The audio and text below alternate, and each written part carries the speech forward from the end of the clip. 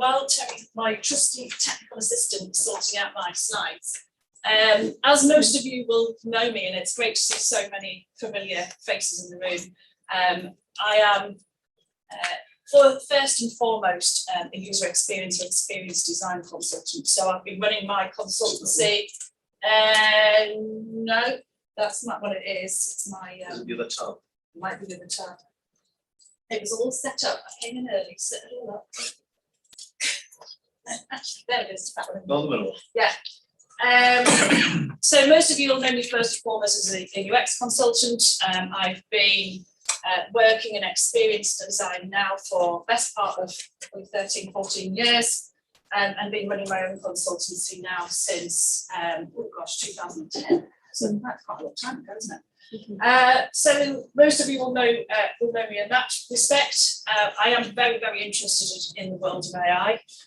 Yes, I do understand it comes with caveats, and I think Terry was quite right. You know, yeah, there are some concerns about it, and you get that. What I'm interested in is how we can use AI and specifically large language models, of which ChatGPT is one, to create efficiencies in our businesses.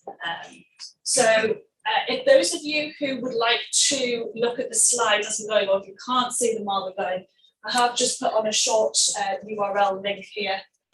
So short URL.at/ILRL capital M. So if anybody wants to follow along, they can do. Sorry, we're not recording this, right? Yes. Are we? It's being recorded, is it? Excellent. Great. It is. I can't vouch for the quality. Right. Right. Okay. So yeah. So what I tend to do very quickly, just want a quick introduction, is experience design strategist. I work generally now mostly on a fractional basis for design companies or tech companies who need me to come in and help them with experience design problems. Or at least identify problems, organisation problems, and also work on project basis as well. I'm also a UX trainer, so I train people who want to come into the UX profession, and I mentor startups and scaling businesses at Northumbria University through the Student Graduate Enterprise Programme, which is absolutely fantastic. I only found out about a month ago now that I'm an author to be. My book on UX strategy has been accepted by a publisher in the States, so in New York, so British. That's right, Expert Publishing will be coming out, well, at least I'll be sending them the draft in about a year's time. So that's really exciting. I am apparently a certified GTP expert, and along that, I'm a dog lady, so I tend to collect dogs. I've got 4 now. I did have 3 until a couple of weeks ago, and we just added another one to the fold. I'm an AFOL, just like Terry. I'm not sure whether I should be happy or Adult fan of Lego. not really. No, you're not. You're a fan of Lego, aren't you? Okay. Yeah. And I'm an architecture geek. I love anything to do with architecture, so much so that I even have Frank Lloyd Wright's Falling Water pop onto the ankle here. I absolutely love architecture, and particularly Frank Lloyd Wright's architecture. And I did actually go there the week after I gave this talk, 6 years ago. That's right, you mentioned it, yeah. Yeah, and I cried my eyes out. It was absolutely so emotional. So when Terry said, could you speak, and you've got about 30 minutes, oh my word, ChatGPT, LLMs, 30 minutes, where on earth do I start? Because when you're starting from something that is so huge and so immense, how can you possibly bring it down into something that's I can cover in 30 minutes? And I batted around so many ideas. I thought, yeah, do I link it to UX, or do I keep away from UX and put a little bit of UX, going to bring a bit of Lego in, which I love. But no, I've decided on something today which I hope will be interesting for you. But before we get into that, I just want to start as a little bit from the beginning. And I do realise that there are some people in here, the varying knowledge, I would imagine, within the audience will be huge. But ChatGPT, I just want to talk about the GPT part of that. So GPT stands for Generative Pre-trained Transformer. So we kind of roll out this abbreviation, this ChatGPT, without a lot of time knowing actually what that GPT bit stands for. Now, what it is what we call a large language model. So it's being trained, it's being pre-trained on a huge amount of data. Websites, books, articles, you name it. Now, it's not the only large language model out there. Now, ChatGPT was developed by a company called OpenAI. And if you want to gain access to ChatGPT, then the way to do it is actually to go to the OpenAI website. There isn't a ChatGPT website per se, you have to go to OpenAI. Anybody can set up a free account on there. I'm not going to, because I don't have time today, to go into do we pay for it, do we not? ChatGPT 3.5, you can get access to, no charge at all. ChatGPT 4, and there are a lot of, there have been quite many changes, huge changes in the amount of parameters, for example, and plugins, for example, you can use with ChatGPT 4, but that is a cost. It's around $20 a month, I think, to pay for ChatGPT 4. But you do get a faster response and supposedly more accurate. However, you know, to try and give a little bit of both sides, that's, you know, still up in the air, and I'm sure that there are some people, experts here, who will be able to tell us more about that. Other LLMs are available, of course. I'm talking about ChatGPT today, but Anthropic, they came out with Claude and then Claude 2. Apparently, Claude 2 is updated till January this year, unless anybody knows any different. We've got Google Bard. I know quite a few people who've used Google Bard, and they personally prefer it to ChatGPT. They think it gives more personable answers to prompts. And then, of course, well, I couldn't find a logo for Llama 2. And I thought, well, these guys are cute. And they looked a little bit like the alpacas I walked in the Cotswolds in the summer. So I'll put those on the set. So, and of course, that's from Meta. And of course, we knew it probably wouldn't take a huge amount of time for good old Zuckerberg to jump onto the ChatGPT wagon even. And he's come up with Llama 2. There are others available, but these are some of the sort of main, if you want, competitors to ChatGPT. So just to break that down a little bit more, generative, so that's the G, ChatGPT. Basically what that means, it's the ability to create new data that resembles a particular set of existing data.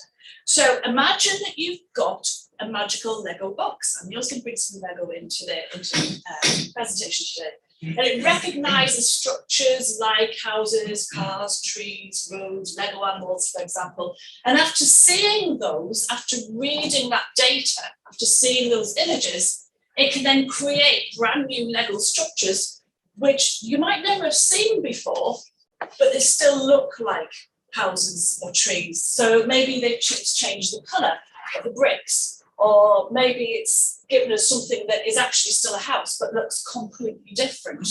So it's read the data and is returning to us something that it's generated based on the data that it's already read. The pre-trained bits is the P.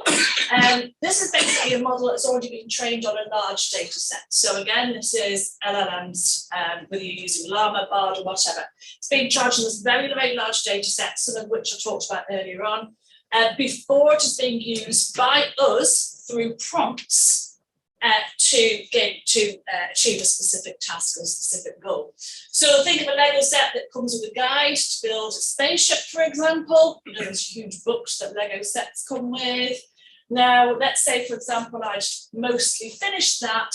What the pre-trained part would do, it would take that almost completed Lego model, and it would just need to train it a little bit more to finish it off. Now, nobody touches my Lego, including ChatGPT. So basically it's pre-trained, it's almost completed something, but it needs a little bit more. It needs a prompt from us to be able to return what we want it to return. And then we've got the transformer bit. So this is the T, the ChatGPT.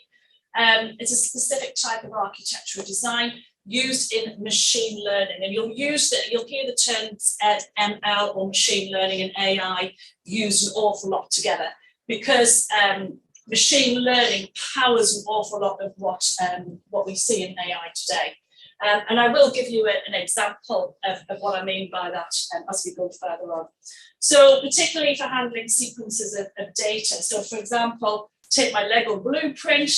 It basically, what it's doing is it's taking all the data that it's read through websites and books and articles, and it's returning it to something that makes sense based on what we want to know from it. So it transforms basically the data that it's collected and it's been pre-trained on into something that comes back to us that makes sense. So think of large language models like ChatGPT as a digital wordsmith, basically. That's what we have to think about it, that can understand and then generate human-like text based on the input it receives from us. Does that make sense? Yeah. So basically that's what it is. We give it something and it brings something back. It transforms what it's read and it returns it back to us in a way that makes sense. Now, this is one of the caveats, of course, which many of you will know with ChatGPT. It is only trained until 2 years ago, right? So it can't know, it doesn't know anything. It doesn't know news events that happened yesterday, for example. It doesn't know that the Queen died a year ago today, for example. It doesn't know because it hadn't been trained to that point. And that's one of the downsides of ChatGPT. And like I said beforehand too, Claude 2, they have been trained, I think it's been trained, I reckon, until January 2023. So you're going to get more up-to-date information, but you cannot get real-time or live data from using this. So it's returning something based on knowledge it has gained only up until 2 years ago. So that is something that you have to be aware of. It didn't, when I put this into ChatGPT the other day, even recognise that it had been updated itself. So, you know, that's quite something, isn't it? And I actually said, give me 3 key differences between ChatGPT 3.5 and 4. As of my last knowledge update in September 2021, blah, blah, blah. Now, in the last month or so, ChatGPT or OpenAI have actually released something called custom instructions on ChatGPT, which I personally love, because I can actually tell it, I do not want to know that you've just been updated to September 2021. Just get that out of the way. I don't want you to include that in your answers anymore. So custom instructions, that's maybe something for a workshop, you never know, it might come next. But it's not something I'll be covering today, but it's really quite interesting. But I thought that was quite something that ChatGPT did not know or could not tell me that it had been updated. But then did it, because then I tried putting it into ChatGPT 4, which is the paid version, and all of a sudden it knew. So there is some inconsistency here in what we're saying and what ChatGPT can return to us. Because here actually, it talks about could. You see, it talks about future. So there's definitely some inconsistency. Can it even return me an answer? And when using an updated version of it, it still talks about ChatGPT 4, which has been out since March, as a future innovation. So just some things to be aware of there. Now, like you, all of you, I know, as soon as ChatGPT came out, you thought, oh, I'll never go with this. And I'm going to start creating efficiencies in my business with it. Oh, straight away, how exciting. Or did I? No, of course I didn't. And neither did you. You used it to tell you a joke about something, didn't you? Yeah? Or to find out about something. First of all, I said, tell me a joke about experienced designers. And it did. In fact, actually, I was going to say, I could do with all my windows open, but never mind. I should have thought about that. Never mind. I put right a joke about the cities of Newcastle and Sunderland. Believe me, they were terrible. It's not good at telling jokes. I even got it to write a limerick about you. I did. Oh, and you can't remember it. No, I can remember. Well, I don't need to remember it. ChatGPT remembered it, hasn't it? So here, if I don't know if I can see it here. I need to. The only thing is, Terry, I need to get all my windows so I can see them. I'm logged in this thing here now. Well, we can But I had all the windows open and I was so nice now, and now Zoom's, And it's because when you're screen sharing, I'm not sure you can switch. yeah, so I'll tell you what I'll do. Was it? No, I'll need it though, it's my, I've written a lovely GPT prompt. Well, should we see if this one? Yeah. While you're finding it, I'm going to just put you here. So if you just.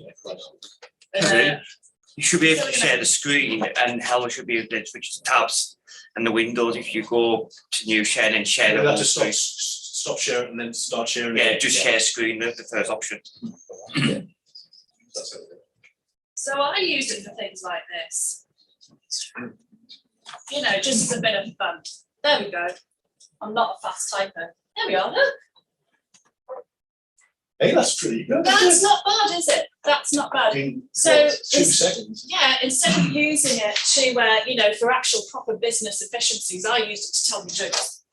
And to write limericks and things like that. And you know what? If you're getting started with ChatGPT and you haven't used it before, this is a great way of just getting to know how it works, and also how quickly you can get something to you can get it to return something. I'm not sure actually if I'm on, because of this Zoom thing is causing a few problems. I can't see that if I'm on chat 3.5 or 4 actually. I think I'm on 4 because it's showing me.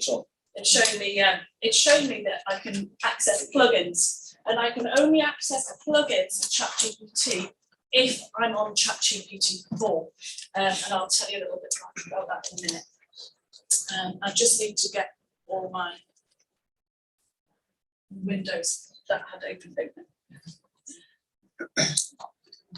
He did say it wouldn't be slick, didn't he? Yeah. I just now need to go back to the slides. I think mine just needs to go. No, we've got this. There we go. Yeah, and I will leave my window. You have to stop screen sharing and then start again. Oh, I see. Sorry. That one, Terry, just hit that one. Top left, that one. There we go. Just, yeah, so I'll need to come back and get my my prompts up in the middle. So you know what? It's absolutely fine. Do not worry if you fancy just getting started with ChatGPT and putting in some totally random fun things just to see what kind of return you get from ChatGPT. Because presumably you can't break. You can't break it. No. So play with it. Get comfortable with it, because you know what, I do understand that a lot of people, and I saw beforehand, do feel slightly uncomfortable with large language models and what it can return. So, you know, do have a go. Now, it's based on something that's called natural language processing technology, or we call it NLP for short. Now, if this is something that you feel that you might not have come across before, actually you have. Now, I want you to imagine, for example, you're using an e-commerce website. This is where a little bit of UX comes into play here. Imagine you're using something or a website that has a lot of products on it or a lot of content on it. If they're using a search function, which is based on machine learning, then what you might see is as you start typing into that search bar, results start to get returned to you. Can you kind of think about that? Imagine using Amazon, for example. As you start typing something into Amazon, let's say example YEL or yellow, something where it will actually start returning results to me, specific products or categories of products. That's machine learning, and it's called natural language processing. So you have actually used something like that before, you just won't know that it's called NLP, for example. And it's based on learning. As more users use it, the machine learns what it is that you're looking for and what to return. And that's why ChatGPT and other large language models are based on a similar technology. Now, what I'm really here today to talk to you about is prompts. Now, I've talked a lot about us telling ChatGPT something or putting in input to something along those lines. These are called prompts. We are prompting ChatGPT or Claude or Bard, whatever it is that you use, to return us some information that we're asking it for. Okay, we have to prompt it to do so. Now, what is a prompt? And you might say, well, that's really easy, Helena. We're just going to ask it to do something like tell a joke about a man called Terry who plays with Lego for a living or goes on holiday far too many times a year. All right. And it'll give us it'll return us some text. Brilliant. Right. But actually, the more you know about how to use prompts and how to get the best out of prompts, the better. So what we're going to do is we're going to actually go through today the anatomy of a prompt. So an AI prompt is basically like giving a language model, a large language model, a morning coffee, which is something I definitely need in order for me to get up in the morning or to give me a nudge to tell it to wake up. So basically giving it an instruction. Now, let's say, can you help me write a header, CTA, or call to action that is, to encourage my audience, who are mostly role, persona, whoever your audience is, your business, to take action on my website about product or service, for example. That is an example of a prompt. Can you help me write something for an audience on my website? Yeah, for a call to action, a compelling call to action. Now, that's not a brilliant prompt. I could have written something much better than that. I could have asked it for much more, which I'm going to show you in a minute. It might be, for example, as a UX person, help me design a user journey for a customer wanting to cancel their subscription of our monthly cat treat box, for example. That's an example of a prompt. We're asking it to help you design something. Now, I've used ChatGPT for things like personas, for example. And I'm going to hear much more about personas going forward. But that saved me time. I asked it, I said, could you help me create a persona for a male in his 30s who wants to buy a new pair of running shoes online? He likes brands such as Apple, Nike, another one. And by giving it that information, it was able to sort of start me on something or give me an outline for a persona, which I then went on to use in a workshop. Now, I couldn't have used the persona outline that it gave me. It wasn't quite right. And this is where we come in still as humans. We still need to be able to take that information. We need to be able to go, you know what, ChatGPT, thank you, but you don't have the experience in the real world that I have, yeah, and you have in your context. And that's where we still are needed, very much so. It doesn't have experience that we do. And so, although it was a great time saver for me, it was an efficiency driver for me, it did not completely give me what I needed without me having to take some of that text and change it up to where I was going to be giving it, how long I had to give it. And I still needed to go away. I wasn't using Mid-Journey, just I went onto Unsplash and found somebody, an image of somebody who looked like the persona that it had returned to me. Write a joke about woman collects dogs. Right. It serves as the input, a prompt, that helps the AI understand the task, the context, and the topic that you want it to perform, right? So just to break it down, the prompts down a little bit, can you help me write a header CTA? That is the task. You're giving ChatGPT a task. This is what we want it to do. We need to give it a little context to encourage my audience, who are mostly UX managers, of which I've got one in the audience, to take action on my website. There's a bit of context for ChatGPT, and the topic about user experience strategy consultancy. So what I've tried to do there is just break a simple prompt down into those three areas. Does that make sense? Yeah. So we've kind of got task, a little bit of context, and who it is. And I'm going to build on each of those in a minute. So a well-crafted prompt is clear, it's specific, it provides enough information for the AI to generate relevant and accurate outputs. Most. Yes. And I think we've all heard, haven't we, how it is absolutely worth going over and checking everything and checking it again, especially if you're using something like a large language model to return large pieces of content for you, such as articles, for example, citations. Please do not just copy and paste. Go and check those. We've heard some nightmare stories about that. But at least they are more likely to get something that is relevant and accurate, the better and the more well-crafted prompts that we've put into ChatGPT. Now, this is called prompt engineering. Or maybe we should call it prompt designing. I quite like the second one better, but I wouldn't I? All right, so, and I think the audience might too, because engineering can sound a little bit scary.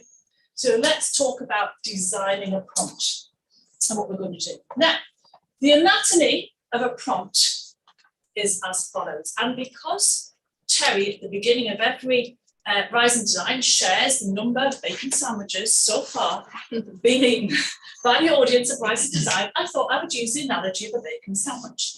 All right, for today. So we're going to look at what makes up the base of the sandwich. I'm vegetarian, so I really appreciate that the vegetarians are just good, actually. Yeah, they're really good. The bacon, obviously, which is, you know, maybe the context or the main content of the prompt. And then we've got the top of the bacon sandwich. And that's our simple prompt. What a little bit like I've just shown you. All right, or as an example, the task and the context, etc., etc. Oh, slide up again. But what if we wanted to make the prompt even better? That was the best ketchup I could find. That was the best ketchup I could find. So we want to add some ketchup to this very, very simple prompt, and then put the top of the pudding back on. So how are we going to make a good prompt into something that has ketchup? Or maybe an excellent prompt? Well, let's have a look. And we're going to go through this. And now, Terry, I am going to need 2 windows open. 3 windows open. I'm going to need this because, first of all, what we're going to do is I need my Do you need the slides as well? Yeah. Really? Well, okay. All right. Okay. No, I can remember the slides. That's just go. But it's just, yeah, because, and are they all in the one Google window? Chrome window.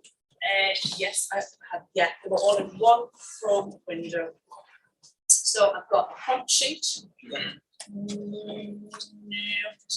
think it might have been deleted. Slick. No, not deleted, just closed. Well, that seems to have. Yeah, I want, yeah, ChatGPT no, but then I've got a Google Doc, which is not ChatGPT. It's not that. Terry, there might be more windows in the bottom right hand corner. It says show all windows. That's funny. No, it's not that. I could open it very quickly. So which one would you like to open up? I would love ChatGPT open, yes, please. Yeah, is that the, oh yeah, there we go. If you share the top left one there, screen. See now on my computer at home, what I've done is because I'm using ChatGPT 4, so I can use plugins, and I press the space bar and I can actually speak to ChatGPT 4 using my voice, which is really cool. But we don't have that here, so I just need to get my window open as well. I might actually do one my wings behind the taskbar. Yeah. You mean it's within the same Yeah, so I need different tab? yeah, I just need a different tab so I can access mine. So I can basically show you what the difference is between a good prompt and an excellent prompt. Is it that one? But it's a Google Doc, so I need ChatGPT. Ah, yes, there we go. That's the one. So what I've done is I've kind of separated them out. So can you copy and paste as I ask you to? Yeah. Yeah, great. So okay, let's put this one here. So what we're going to do first of all is we're going to give ChatGPT a role. Now I've been playing a lot around with ChatGPT for we're both actually 3.5 on 4. And I've thought actually when we give ChatGPT a role or a persona, we can often get a slightly better result from it. So what we're going to do is we're going to tell ChatGPT that it's an expert in space exploration. Okay, so we're going to take that here and copy that line there. Trusty technical helper. We're going to pop that into ChatGPT. Yeah. Actually, we're going to use ChatGPT 3.5. Actually, just click on there. That's it. So this is the free one, just so because I want everybody to see what it's like using the free one. And if you just want to click in there, yeah, and then paste. Perfect. All right, and just press go. Okay, so let's see what it comes up with here. So certainly it says, yes, it's accepted my request that it be an expert. And it says, certainly I can provide information, answer questions about space exploration. Wow, wonderful, pleased with that. Please feel free to ask me anything, wow, that you'd like to know in this area. Right, okay, so what we're going to do next is we're going to give it a task. So if you can just copy and paste, yeah, Do you need everything, the ball? that there, yeah. So what we're going to do now is we're going to give it the task that I talked about. So copy and paste that into ChatGPT. And then Zoom and Sim can see the young ones. Ah, Or a screen share? yeah, we are screen sharing. Should be shown the Should the document. I think if you share the, you should share the whole rather than the individual. Stop sharing, then share again. Top left, it's the top left. So just switch to screen share and Stop sharing and then share again to the top left. While you need one. yeah, I assume because it's on the screen, we can share on the screen, but. Yeah. Just share the screen. Right, sorry to us, we're addressing that issue.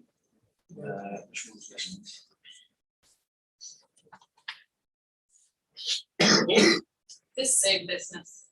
Yeah, well, It's good though, because and it means at then least just more. top left, top left. Click share now. Top left, top left, top left, top left, no, top left. Yeah, screen, one that says screen take. Then it'll share everything you move without. One above the one you've got in second. If you do screen, and you flick between windows, it shows, follows you. Oh, does it? So if you're using different things on the same screen, you. Right, so shall I press that? Yeah, okay, so now what we're doing is we're asking it to give us a task. Now I'll just take there, look at this, and look what it's basically giving us. So what we've asked it to do is we've given it a task now. So we gave it a role. And now what I've done is I've given it an extra part to that role. I've basically said, rather than just being an expert in space exploration, I need your help writing an outline of a 30-minute presentation on the moon landings. And he says, of course, or she says, of course, I'd be happy to help. And here's a suggested outline. So what I get is I get a title, I get introduction, some context, a little bit about the Apollo missions, example. And it is an outline, isn't it? It's bullet pointed, it's giving me some subheadings there, etc. Now what I want it to do is I want to tell it the format in which I want that. So if you could just copy and paste that back into ChatGPT.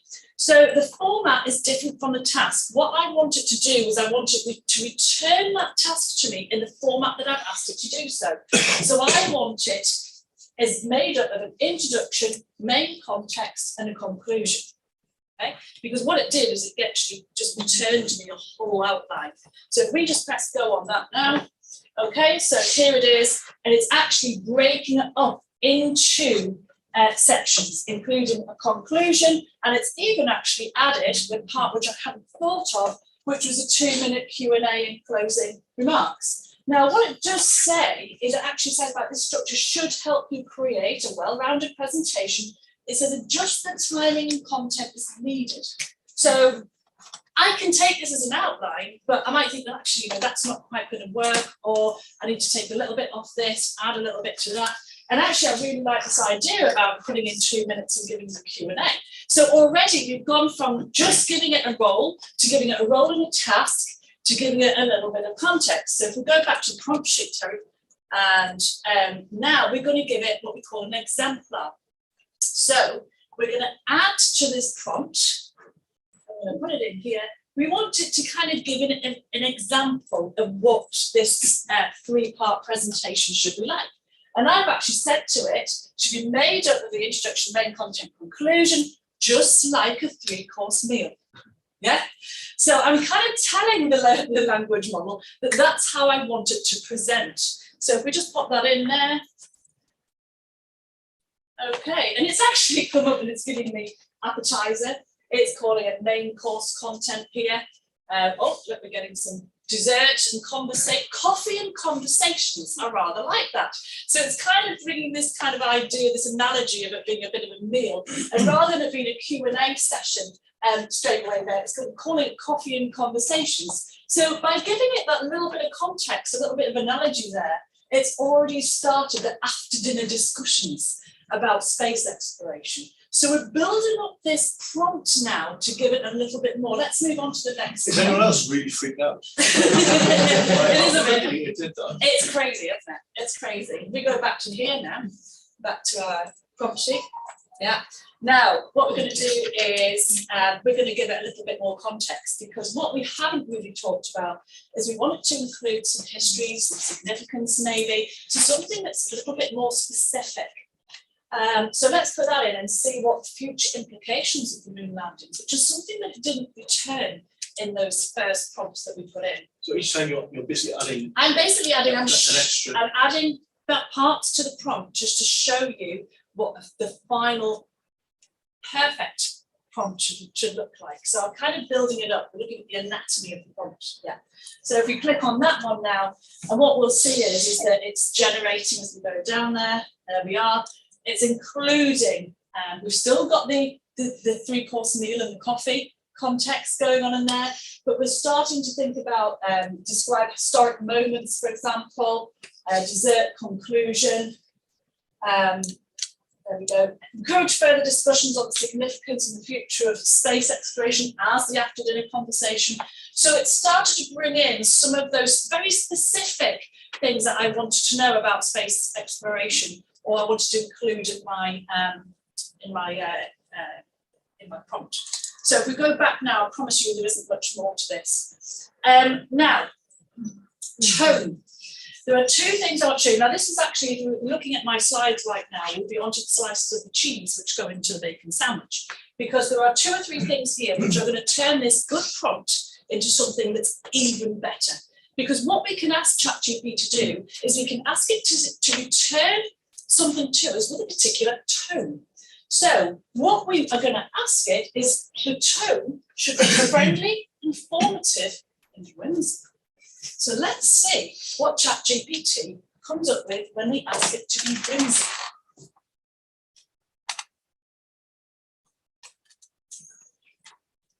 Okay, it's now time to think about being whimsical, isn't it? Let's we scroll down, Tony. Yeah, we'll be able to see. Here we are. All right, let's see here. There we go. Landing in lunar cuisine. Oh, I do like that. That's very nice. Very nice. Relish the lunar, this cosmic feast structure. We're starting to get language in here, which is a little more light-hearted, a little bit more whimsical. And this is what we call the tone. Express gratitude for joining this whimsical cosmic feast through the moon landings. So by giving it this kind of, we want you to talk about the moon landings, but in this whimsical, friendly tone. And you can use there's all sorts of verbs that, you know, in tone types that you can use. And I do actually have a spreadsheet with them in, which I can very much pass on, which is great. So already we're getting the whimsical tones. And if we go back here, so you see we're building the prompt up with all the best things in it. Haha, here we go. Aha, yes, so you can already see this one. Now, we want it to talk in a particular style. In the style of Shakespeare. Off we go. Let's see what it comes up with here. All right. Okay. Now we're getting somewhere. All right. Present Apollo's missions as a stage filled with daring exploits. Exalt Apollo 11 as the crowning jewel where Armstrong, Aldrin, and Collins claimed their parts. You can just see how now. So this style, can you see how that's different from tone? So we can ask it to return us something in a specific tone, but then we can also ask it to return us something in the style of something or someone. All right, I love that. Thus, our Shakespearean cosmic journey through the moon landings unfolds. And you can choose that style and whatever you like. So we've added now, we've given it a role, we've given it a task, we've given it some context, we've given it an exemplar of a 3-course meal, we've given it a tone, we've given it a style. But now, let's see what we're going to give it next. You see how we are building. Right, okay. I'm going to put my UX head on here, and I'm doing this all down my slides, which I did have ready, by the way. I'm putting my user experience on head in here, because the one thing that we haven't given ChatGPT is the audience that this 30-minute presentation is for. And on this first one, I had a lovely image of dancing seniors coming onto my slide, doing the conga. But anyway, let's put this in. The audience is a small group of seniors aged 70 to 85 who are interested in the history of the moon landings, because that's something we haven't given it yet. It doesn't know what this 30-minute presentation is for. Let's give it a go. Okay, all right. Let's see, here we are. Okay, oh, intermission, I like that. A merry exchange, of course. Okay, tale of now there was something in here that I did see which was quite nice, and something that was about the historic sort of things and around the kind of feelings of looking to the past and remembering being a certain age and what were you doing during the moon landings, which was quite nice. And listen, the repeat many calls here. I can't see it this time. Typical, isn't it? This is ChatGPT. Slight inconsistency. Okay. But it was basically when I did it, it was here we go. So like relating to historic moments. So you can see there, even just by adding an audience, we're starting to get one or two, a sonnet or a verse. I like that. Now that might be more. If we used it now, we changed our audience type, and we go back to our chapter meeting this. Now, let's see the difference. So I'm not changing anything in this prompt other than the audience type. Okay, this time our audience is a class of 6-year-olds who have been learning about moon landings during their science lessons. Okay. So already we're starting to see differences. We're starting to see a cosmic adventure book, for example. All right, something that you might not want to do with a group of seniors, but we might want to think about with a group of 6-year-olds. There we go, story moment. And then we're talking about wizards, driving like a wizard, conjuring his greatest spell. So already again, you can see the content is being has been slightly changed and updated due to welcome questions from our young scholars. It's getting a bit carried away now. And I could have taken the Shakespearean bit out, to be perfectly honest. But it's actually, it's rewritten it with a view to teaching this to a class of 6-year-olds rather than teaching it to a class of a small group of 70 to 85-year-olds. And even there was one return I got where I kind of suggested some tasks and some topics like, creating a wizardry book and creating characters to sit on the moon and that kind of thing. So that is kind of what I would call the second slice of cheese on our bacon sandwich. Right? It's adding an audience. And again, I have my UX hat on here. You can't create something, you can't do something really well unless we know who we're doing it for. All right, there's my little UX piece for the morning. Who's going to benefit from it? And the same applies when you're engineering or designing a prompt for ChatGPT. So I hope that in a way has given you kind of various, I'm just aware of your time. Yeah, if you give me the slides back, that'd be great. I'm nearly finished up, so I promise you. So these were my kind of main going through the exemplars. There's the 3-course meal, bit tone, there we are. And again, I can send this to you, or I'm very happy to do the drawing at this point. So our tasty bit was the audience, which I've just been through, with some slices of cheese. The amount of time I put into that animation. You know how you said, like, those times at midnight last night, besides the amount of time I spent putting my bacon burger together.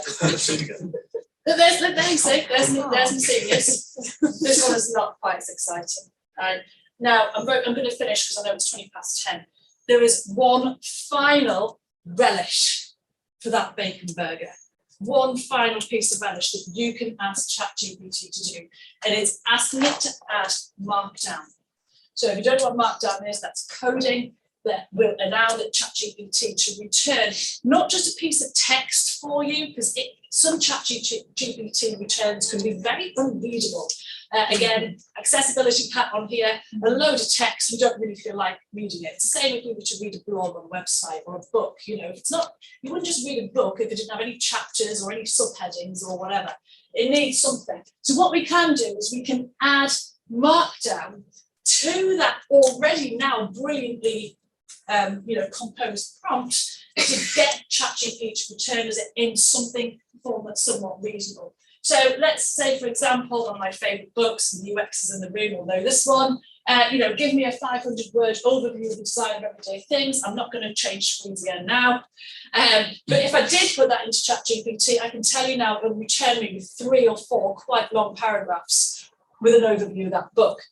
If I ask it, and I put this small instruction on the end, add markdown including a title, H2s, which is slightly smaller than header text for those of you who are not in the website. So H1 is what we call header text, H2 subtitles and bullet points. It will then return that same information to you, but in a much more readable, skimmable way. So that already brilliant prompt we have, even just adding this at the bottom will make it much more readable for you.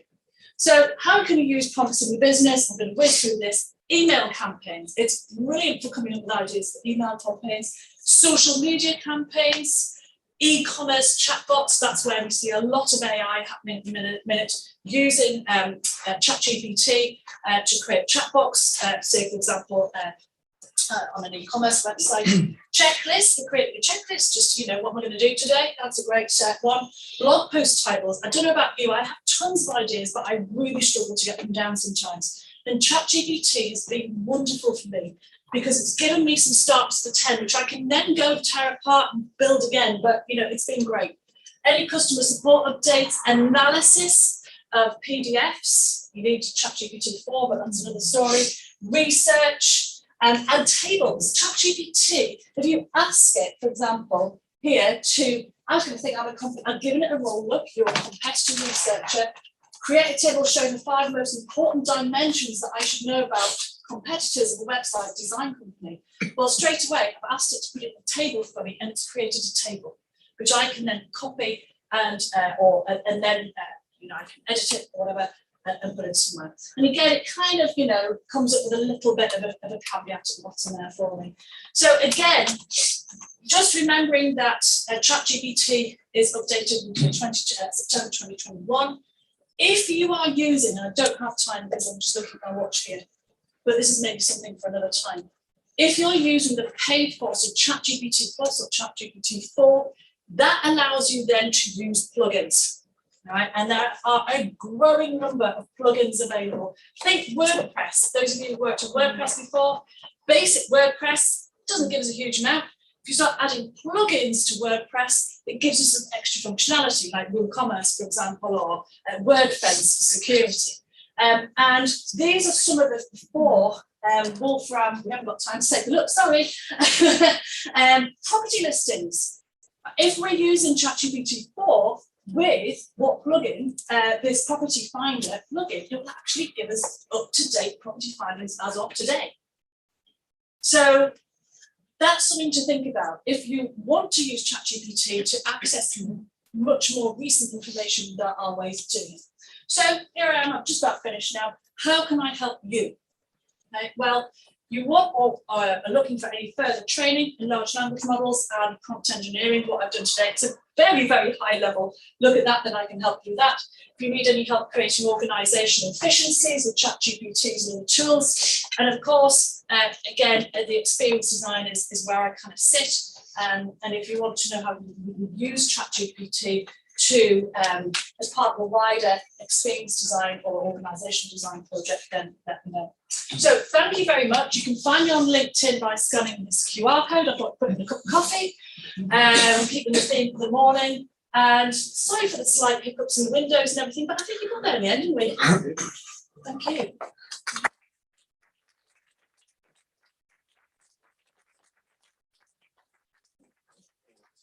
My mic is now officially gone. And it's the first speaker. I would love to see what type of questions, but can we not? Because but Helen, I'll be around. You'll be around in a coffee. So if you've got a burning question you'd like to ask, I'm sure she'd love to answer that one. Or use ChatGPT to find the answer for you. Oh, that's what I'll do.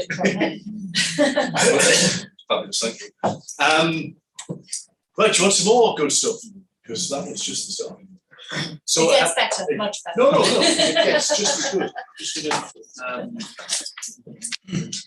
Harry, could we open the windows? I shall do that shortly. Yeah. Yeah, if you're near a window, if you wouldn't mind. Not on the screen, that's. Real windows rather than, yeah.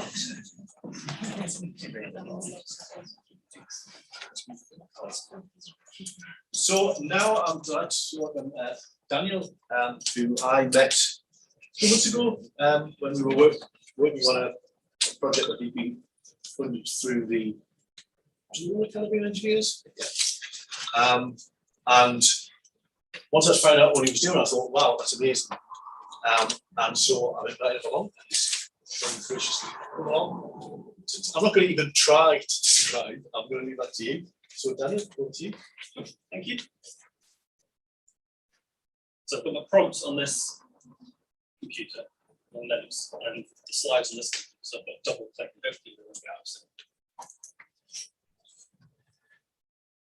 Okay, so before I start, just to get an idea of who's in the audience.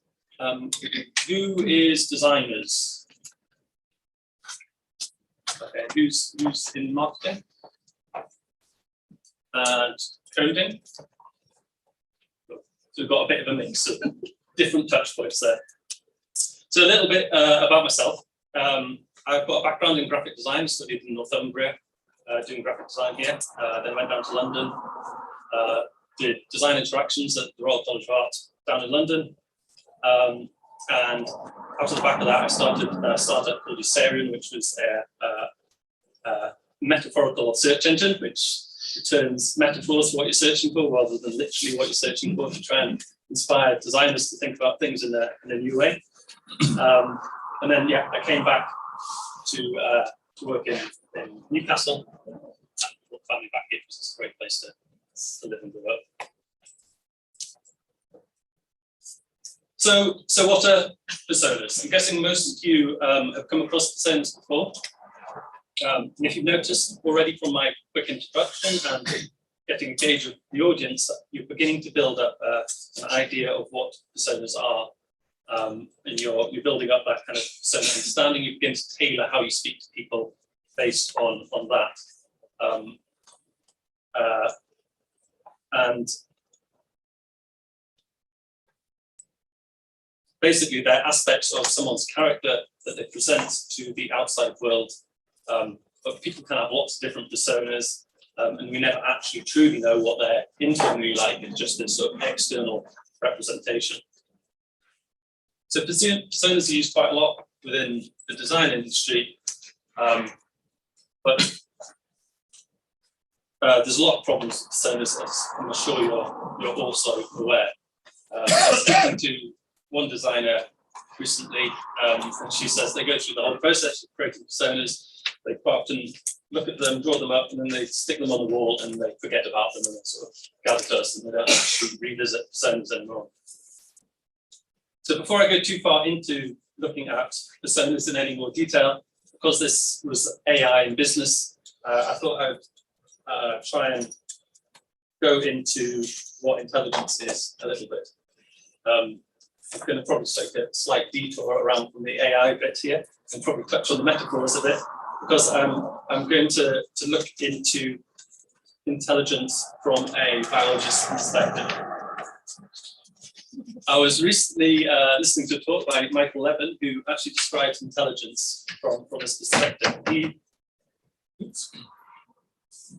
He says, he points out that we're actually quite good at understanding intelligence or recognizing intelligence on things that are in our own scale, like dolphins and chimpanzees. and we can quite often see things, intelligence in things like swarms of bees and ants as sort of a collective intelligence. But we're actually really bad at seeing intelligence in unconventional spaces and at different levels. So, for example, things that are extremely small or things that are extremely large. So, for example, taking the biology metaphor, where things are really small, like cells, they're actually solving problems, they're sort of intelligently working together to solve metabolic and physiological problems.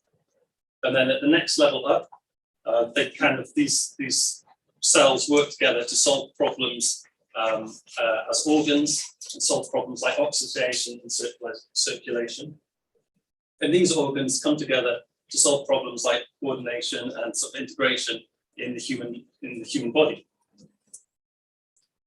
And if you start to think about it in this way, you see all intelligence is actually collective intelligence. It's the sum of all parts of working together.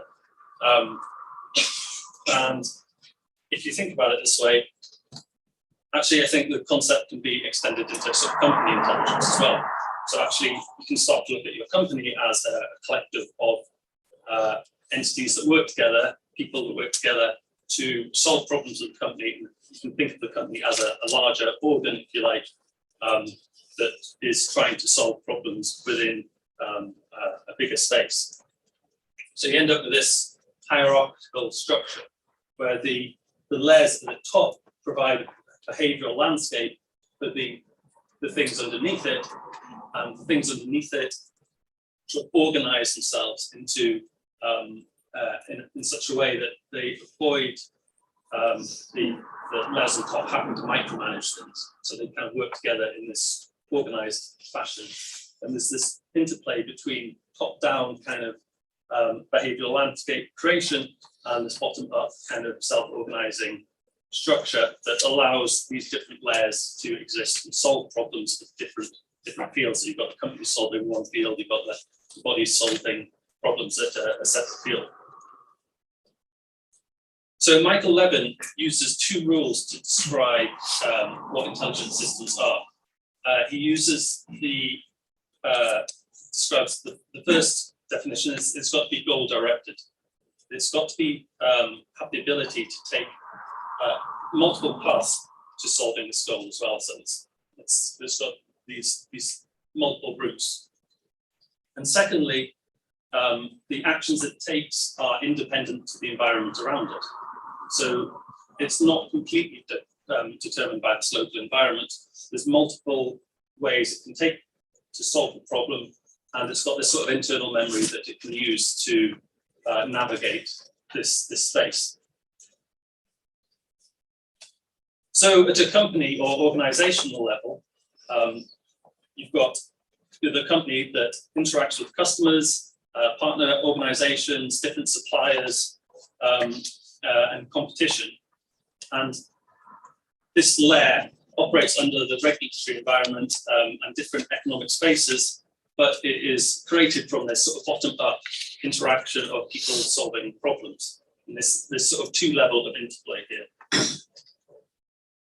And I think as designers and marketers, a huge amount of this responsibility actually comes down to you, because you're creating these you're creating the brand guidelines, you're creating service design, you're creating, you're figuring out who's the right target audience to interact with. You're actually dictating a huge amount of how the company is perceived externally, and shaping this company persona and how it interacts with the different touch points around it. So how do you do this as a designer? Currently, there are different ways. You can conduct user research, you can get market reports, you can rely on internal information. But as part of my PhD, I've been working with a whole load of different agencies of different scales, and there seems to be sort of two extremes when they receive the brief. Either you get like so much information that it's impossible to digest, and they say, "Here's the information. I want to a concept back in 2 weeks, sort it out, and it's like it's going to take 2 weeks to actually go through this information. Or it's the other extreme. So I've been working with a well-known yogurt brand who sets the brief, but they don't. There's no actual content to the brief. They just go away and explore it and use your own subjective opinions to try and understand what the company's direction is, what's the ethos behind the company, how you're trying to match it to the audience. So briefs quite often come in these two extremes. So this is where personas are supposed to come in. They're supposed to distinctly condense the audience information that you're trying to relate to create this sort of feeling of empathy that you can understand who you're targeting.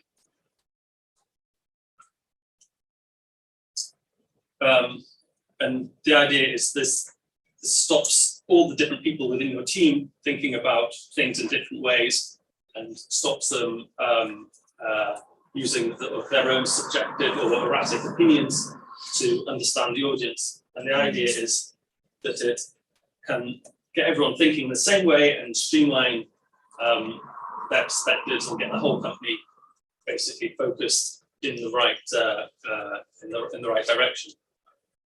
I think it was, I remember hearing a quote once about imagining people with their own vectors trying to move in different directions in the company, and what you're trying to do is actually get everyone focused in the same direction so the whole company moves in the same direction. And that's the sort of conceptual metaphor that stuck with me when I'm trying to put this together. But you quite often find that personas don't work. Firstly, they're too simplistic and they don't capture the audience nuance. They often are created by someone subjectively in the first place, thinking they actually know the audience that they're trying to target. Quite often the brief changes during the process as well. The client will go say, actually, we don't want it to do this, we want it to do this, and the information on the persona becomes completely irrelevant. And quite often they're massively out of date. Things in the world change, people's understandings change, people's beliefs change, and personas can very quickly get out of date. So as part of my research, I've been going into different agencies, as I mentioned, and trying to create these process maps, just to, not that creativity is a process, but trying to create these process maps of understanding how agencies receive the brief and the work's passed through different stages across different people, and trying to understand pain points of what is really, what's holding people back. And in particular, because my PhD is looking at AI and design, how AI can potentially help some of these different aspects. So, in brief, the brief comes in. You quite often have internal feedback within the design team. Then you'll develop the brief, and you'll get client feedback.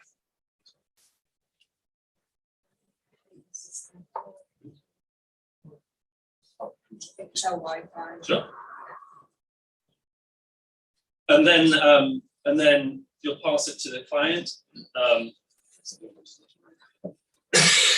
you'll get client feedback. So you'll, like, as a designer, you'll produce a few different routes. You'll send it out, and you'll do this so the client feels like they've got some input because they're paying the bill, so they can have some input and choose the correct one, even though they quite often don't actually know the audience any better than you do.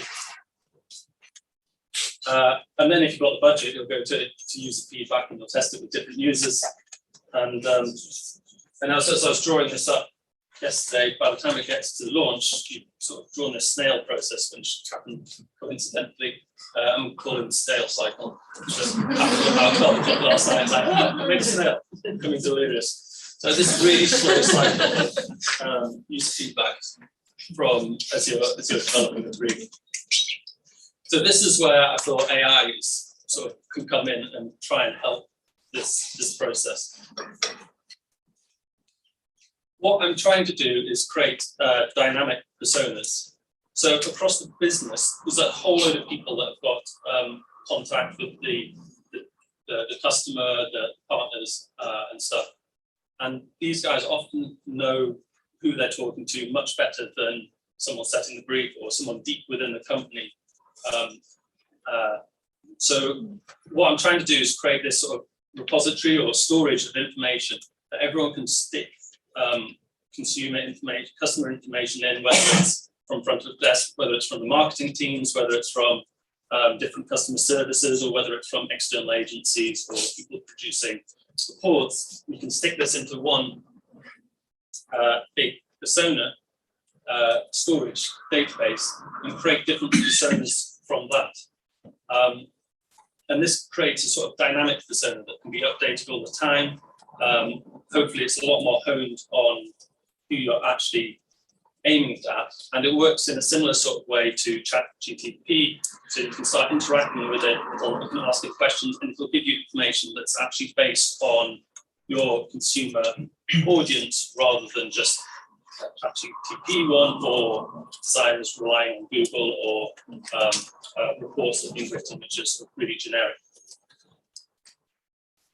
And the idea is that this can then be passed through your entire organization, from management, the marketing teams, and PR teams, actually in the product development, handed out to subcontractors. And the idea is that it actually brings everyone into that aligned, streamlined direction where everyone's realizes what they're focusing on and can head in the same direction.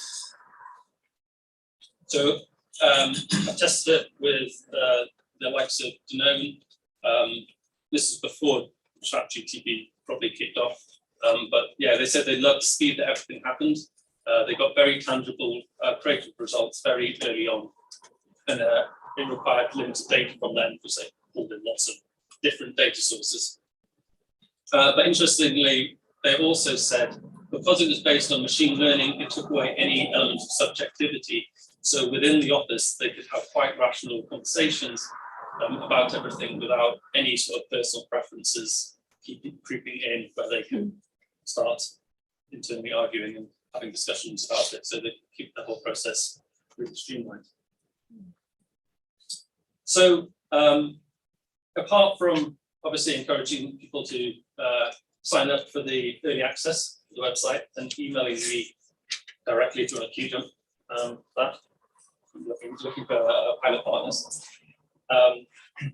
I also wanted to touch back on this. This is my sort of late night garblings of half making sense stuff. I think this is where AI is going to get really interesting. It's not AI at any particular level like ChatGPT or different levels. It's when AI starts to dictate the landscape for the things below it, and when smaller AIs start working together to inform the upper levels of AI. And I think that's where we're going to see, because at the minute there's a lot of different levels of AI being developed, whether it's really small things with smart bulbs, or at corporate levels where it's using information across all the Alexas in the world. It's going to be this interaction between top-down and bottom-up AI systems working together. And I think I'd like to finish on that, just sort of highlighting that as the points to look at in the AI space. Thank you.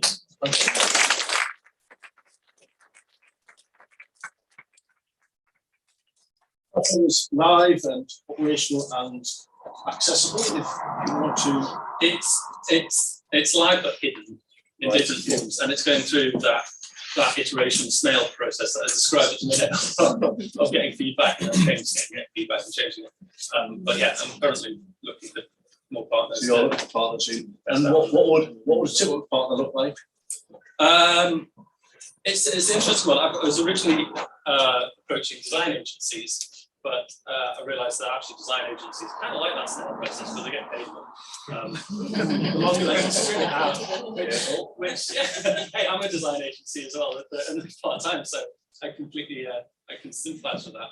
So I'm now beginning to look at maybe it's better for the people setting the briefs and internal design agencies and marketing agency teams who want to condense their information to try and work at a company level rather than an outsource. If that's you, then maybe have a chat with Daniel. If you know anyone who's, yeah. Again, we'll skip questions now, but obviously if you want to have a chat with Daniel a bit more about that, then with a coffee, that'd be great. Fabulous. Thank you. Just don't understand any of it again. That's not your fault. Hey there. Right. So we were asked by Terry in June to do like a master class of what AI is, an overview. And we had no idea what this was.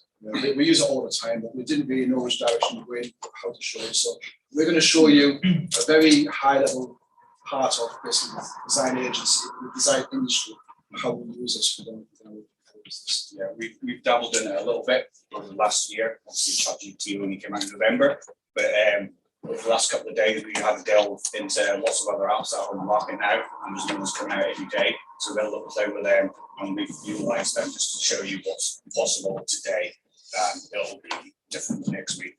I mean, a lot of the software that we use ourselves internally, we've been using for years, and that's got a lot of AI built into it. We didn't even realise actually most of this AI sort of developed, but it is. And so we're going to talk about more the mainstream stuff, which is like ChatGPT, Midjourney, and Adobe Firefly. So we're New World Designs. We make big, huge camera systems for TV, film, production sets. We've made some quite major TV shows, movies. If you watch The Cube, the Philip Schofield, rest their socks. Basically, we did all the special effects. We made H&M's Christmas advert last year, which was actually, his name was still pretty much naked. She had a very small outfit on. It was then basically digitized completely. And then restructured it into a digital object. It was then basically restructured, rebuilt, and then we put the clothes on digitally afterwards. So it was released as a Snapchat digital clothes filter that you could film yourself on wearing these digital clothes that animated around you. And coincidentally, when we were on that set, that was when we discovered about Midjourney, which is image creation AI. And the CGI guy we were working with for Paris, he was one of the beta testers for it and hadn't even released to the public yet. And he showed us on his phone, and obviously we were a bit like, "Oh, that's a game changer." We spent the rest of the time there, like, show us that again, show us that again. We also have hundreds of cameras, and it changes depending on how many are broken at the time. And basically we set up this was actually in Prada's head office down in Milan. In 2021, we did all of Prada's photography. You saw any billboards, any Vogue, any GQ magazine, and it was great walking to Sainsbury's and seeing the work in the shows. That was all from our little tiny company. So this is a quick breakdown of what photogrammetry is. Photogrammetry is where you have lots of cameras around. They all shoot into the middle, and what they do is then using AI, they basically make a mesh, like a chicken wire sort of effect of the model, and then it puts then the texture, the photographs back onto it again. So what you have then is you have basically a computer game model. I'm trying to keep this as low as I can, so I don't want to confuse it really. But that's actually for the still image. That movement there is we put a skeleton inside of it, and the guy then moves to that movement. And then when you can see there, the light's coming off the flare, it's shining on the person. But that shows the reflections, it shows the shadows, it shows everything on there is correct. It's a 3D model. So at any point, a director, for instance, for a movie, can then basically do this, capture somebody, put them into a set, and then relight them and make them look exactly like the word they did with really there. But the person might be filmed in Hollywood, where another person might be filmed in London, and you can have the two stand beside each other and they look like that. If you were looking at it with VR goggles, you could actually walk around the person in any way, go right up, look at the detail on his clothes, things like that, and it's super high quality. That's completely fake. There's nothing there real, nothing at all. There's not a photograph on that. It's just a model.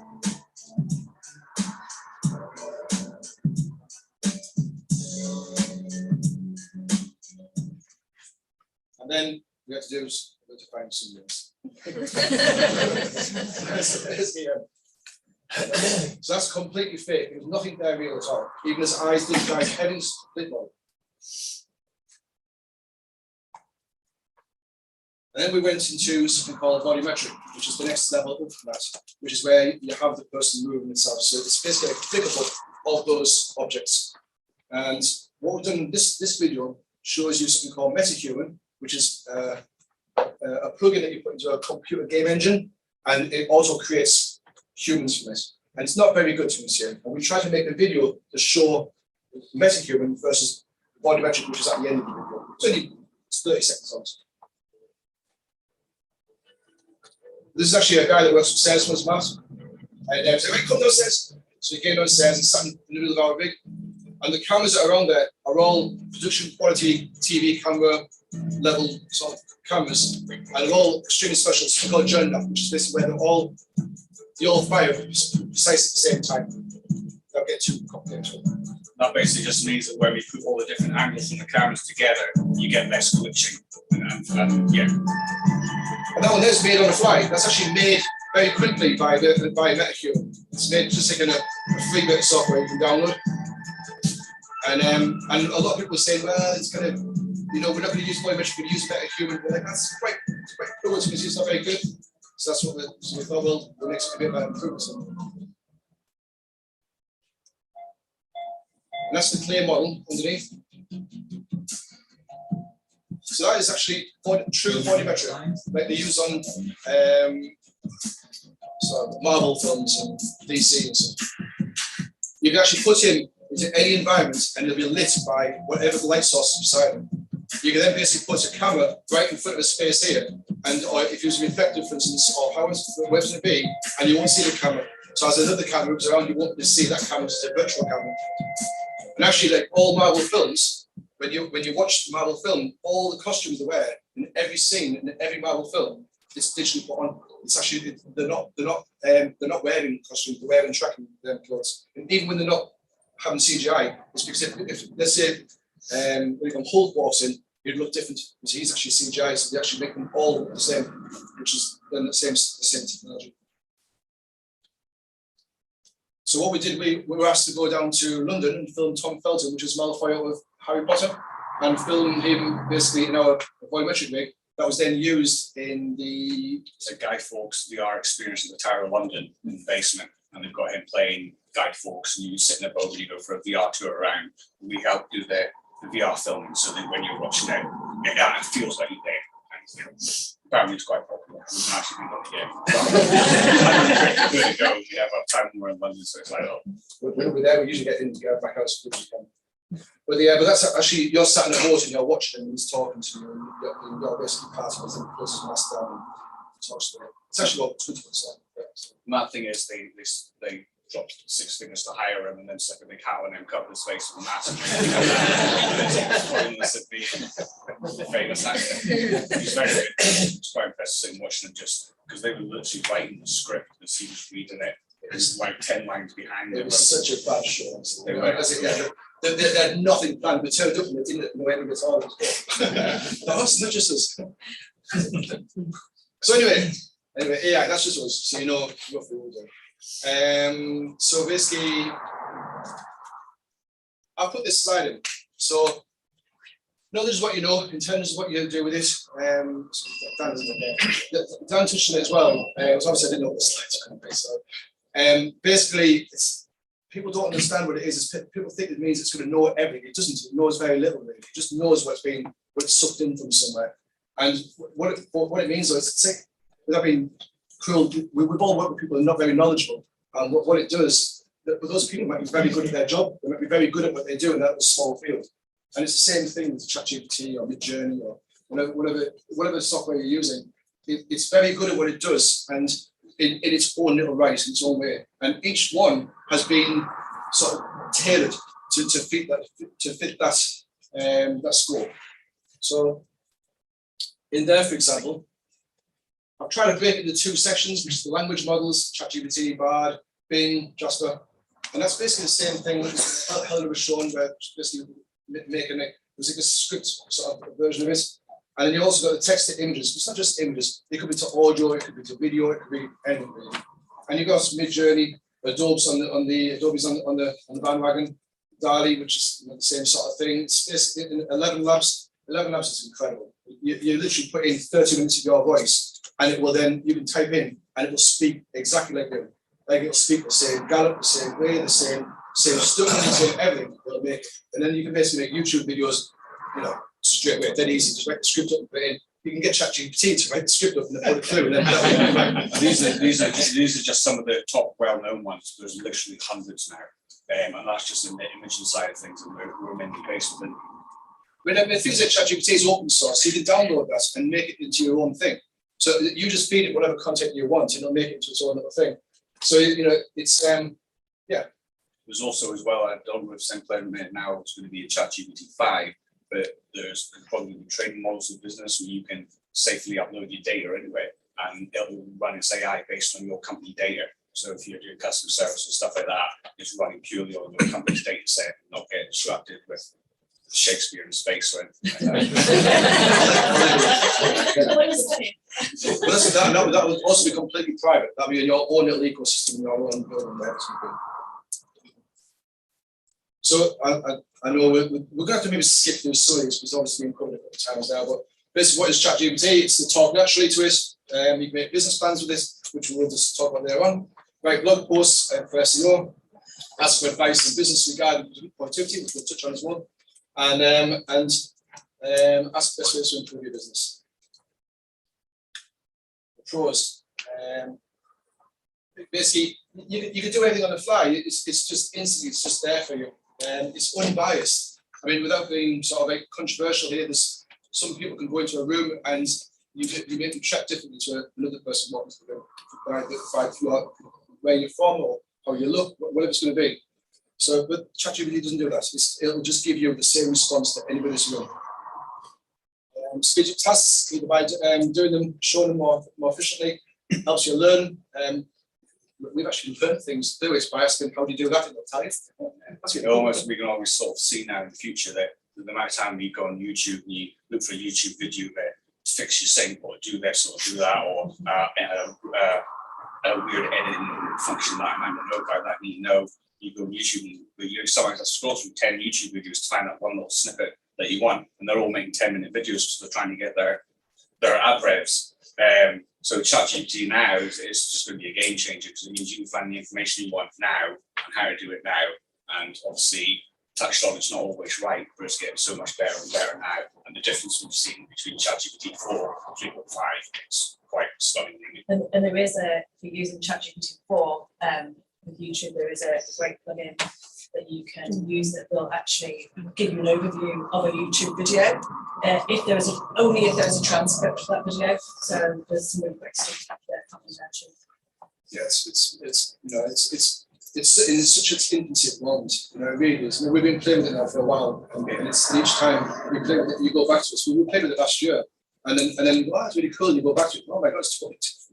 And then we're talking months, literally 8 months. I actually had a slide in here showing you the timeline of when it was. And it's like it was 17 months between the very first of like the well-known. There was versions before, but from the well-known to now, it's 17 months. And we're talking from public access. Obviously, there's been a bit lot going on in the background. And the stuff going on in the background now. Always, we've gone from the public access. It's quite incredible. So the bad bits of it is, I'll touch on the next slide in a moment, but jobs in entire industries can be lost with a small number of jobs being created by AI. The current version only goes to September 2021, but there is actually ways of pulling out data. It is there, but you have to ask for it in a very sneaky way, and you can get the data back out of it. But in general, the data is on up to September 2021. You can only have 4,096 tokens in a conversation. So conversations where you ask it and it replies back and ask it again. You can open another conversation, totally free, but it basically means when you ask a question, when it replies, it's still thinking the same thing. When you ask again, it still knows the knowledge. But you've only got 4,096 tokens in ChatGPT 4 in that whole conversation, which isn't that much. If you basically want to put in a whole business report, for instance, you might use that just in that report. And I reckon that ChatGPT 5, which is going out about Christmas time, is going to basically get it means then you can throw in full financial forecasts, full business plans, whatever you want to put in there, and it'll churn out full PhDs. You never know. Turn out, you know. The information is not always correct. It was big stuff yesterday. We were actually shooting and finishing up and making sure that we're actually writing right. And basically it was just some light which come back. So yeah, it's not always correct. You have to you know, check it. And lack of emotional and moral intelligence. It's a robot. It doesn't think too much. But the future of ChatGPT will limit the characters, current date. They believe it'll bring it to a current date, like a very current all the time. Non-geek user interface. We were talking to a great guy from the university, and he said as soon as you get rid of prompts, the best in the world. But basically, what it means is you can just talk to it, it'll be there, it'll be fluid. You can just use it. And this is the equivalent of going from DOS to a Windows system. It'll be just you can just move on and use it as a normal person, not having to be a geek. Information more correct reference. I think Bard's already shown that. It's already bringing up pictures and showing the links in their Google version, and improves emotional and moral intelligence. Which we'll see how far that goes. This is I don't really want to dwell on this too much, but it's there. There will be job losses, huge ones. I did a talk with Terry in January actually, and since January to now has been quite a change.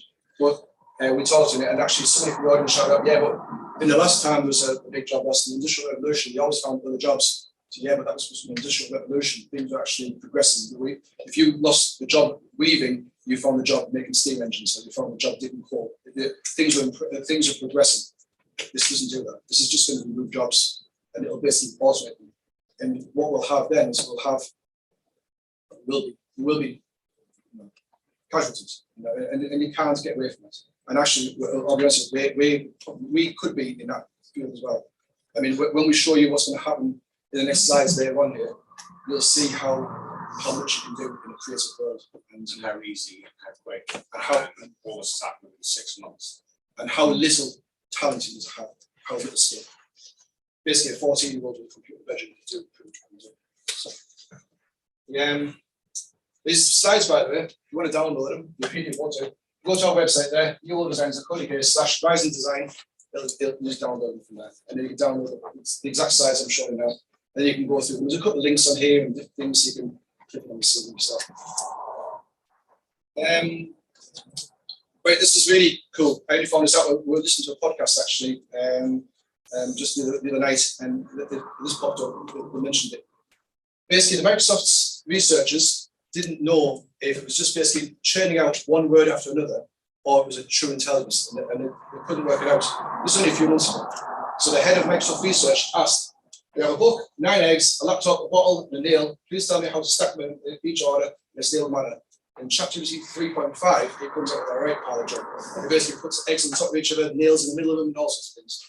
But ChatGPT 4, without being asked to be forward and past, not being prompted by any sizes or dimensions or slight weights or anything else, they made it perfect first time straight away. It basically knew, it guessed the dimensions, it guessed the weights, it guessed how the faces all stand on top of each other, and then put them in order. It's there is a belief that it's just a language model that's just churning out when it guesses the next word. It's calculating as it's doing it correctly with intelligence. And that's convinced Microsoft's head researcher that it is a genuine intelligence.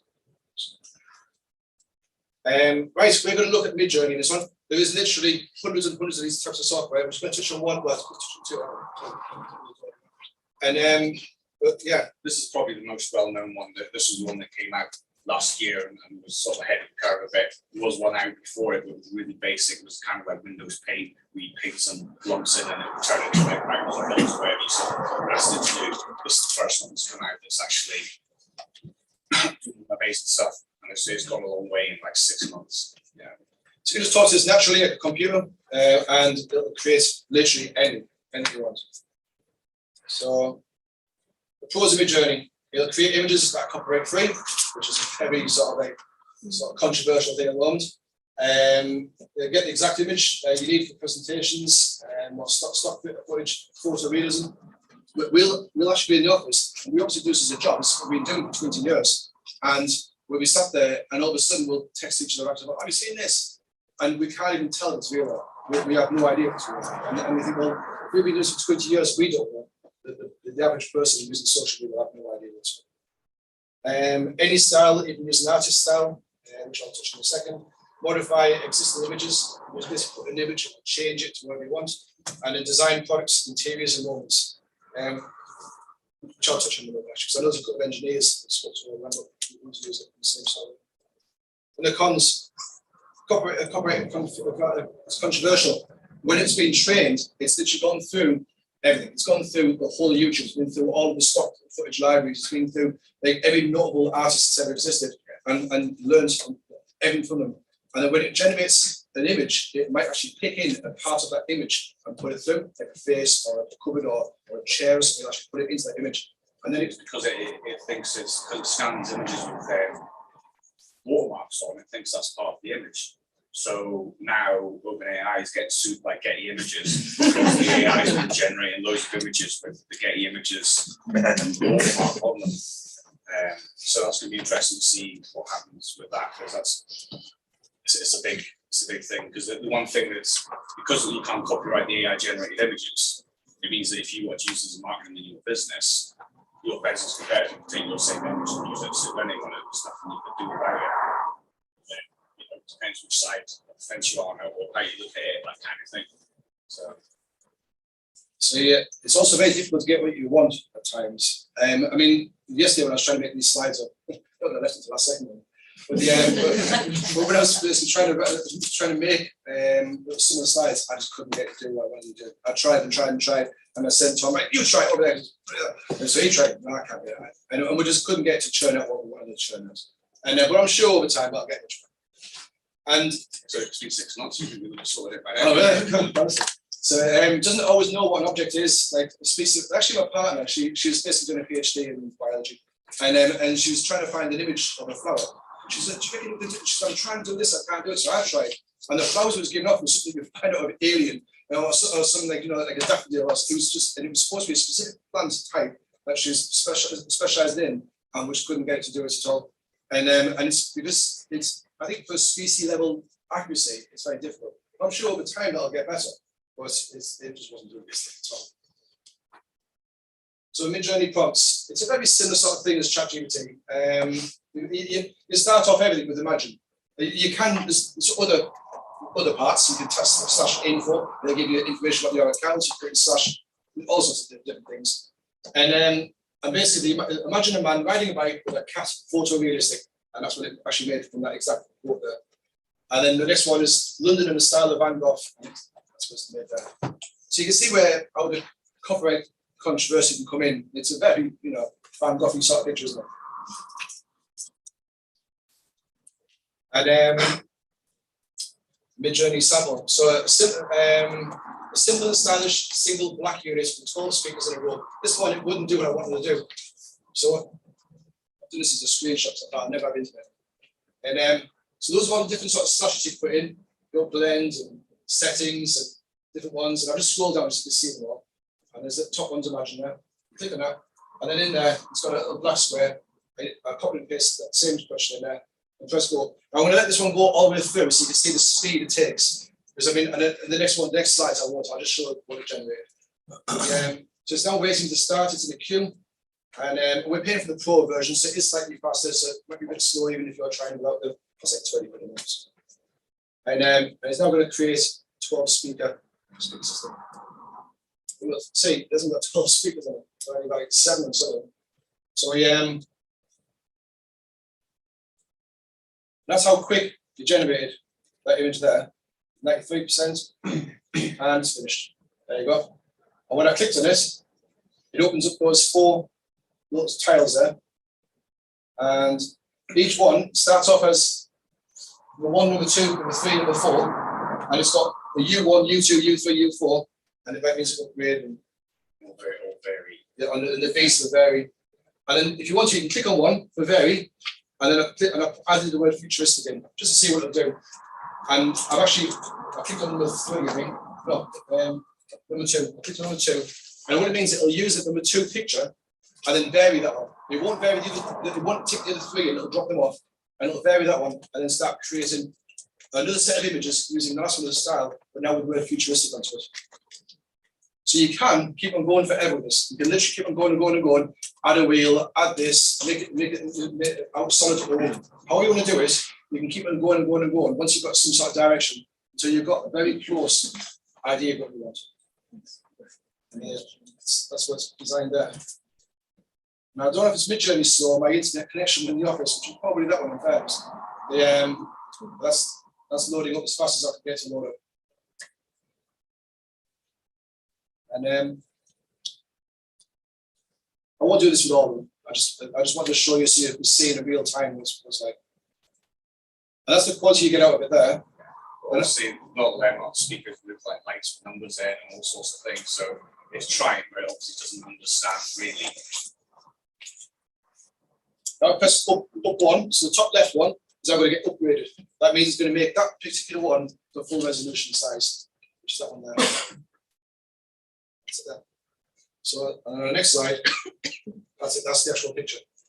Runs inside there. And that's an image that's never been seen before. So you do That's never been seen, never made. That's just literally as I want. If I want to, I put say make like I know diamonds on top of it, put diamonds on top of it, the zipper put there. But it's obviously very useful if you, especially for storyboarding, product concepts, anything like that.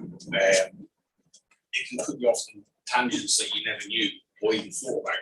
You're like, oh, I wasn't supposed to do that, but oh god, that's actually really cool. I think I'll stick on that. Or for that, I'll little branch off that way and see where that one goes while I keep my main theme going. The reason why we did this was actually we got the big camera system, big camera race, and we want to basically make one of them so it works for corporate parties and events. And we meant to make a case for it to look okay. And we can't say put a load of cameras in the room and put a box on it because the system will have no idea what's on it. And the neatest thing to that is a soundbar you put on the TV. So I thought, well, let's see if we can do that then. And it's like 8 months ago, 6 months ago. So basically I put in there, that was like 5 months ago. So I put in there the same question. And then The raid going on in the corner. Don't put it. and basically what was the same question I asked there was this one shared out. But in theory, for cameras in there, it's perfect. I can basically take those speakers out, put cameras in there, and they've got the same sort of idea. And then we want to make something for a desk as well. It's about 4 months ago, 3 months ago. Like, right, I want to make something for a desk, and I'm going to have USB ports in the front, and I'm going to do this and do that, like a docking station. So we actually started designing internally this. And what it means is at any point, if you go, that'd be really cool, I wonder if I could do this, I wonder if I could do that, you can actually put it in and see what it looks like, and have a look, and it'll show you. And which for a product designer was terrifying. So Can you use kind of the current image that you might have, like concepts you might have Yeah, drawn, done something and then stick that on? Yeah, you can use images as like a seed prompt. Right. And there's another bit of software called Stable Diffusion, which actually has a training button, which what you can do is you can load in, like say images of a person, or it could be all the images of the products in your company, and then we use that as a reference database to regenerate different variations with the content of it. It's called seeding. And that's with Stable Diffusion Excel, which came out last week. So we haven't had a chance to dive into that much. They all just keep updating the new features. it's mentally, you're literally talking of weeks and days, weeks and days. Last week, So when we got asked to do this talk, we were sitting in the office talking, and we're like, well, it's for business, how can we show it can be utilised within business? We can't just turn out and just show a load of there has to be some context to it. So we thought, well, let's make up a company. And we're talking about closed companies and stuff like that. And I was like, well, who's the guy who's presenting it? Oh, it's Terry, he's really sounding like that. Like, okay, well, why did we make Terry's new company? And then we came up with a company called Terry's Tasty Treats. Yeah. So then we thought, oh, what does he sell? So anyway, so we got some pretty good ideas. Terry's Tasty Treats. Terry is setting up a new business called Terry's Tasty Treats as a specialty sweet shop. It will be set up somewhere in Durham City Centre. Terry will specialise in chocolates in the style of insects and other creepy crawlies. It will have a heavy look of the Diagon Alley, and all the styling will be heavy on Victorian creepy patsy. Sorry, Terry. Honestly, sounds like my son, please. So what we've done is we started off using as much software as you can.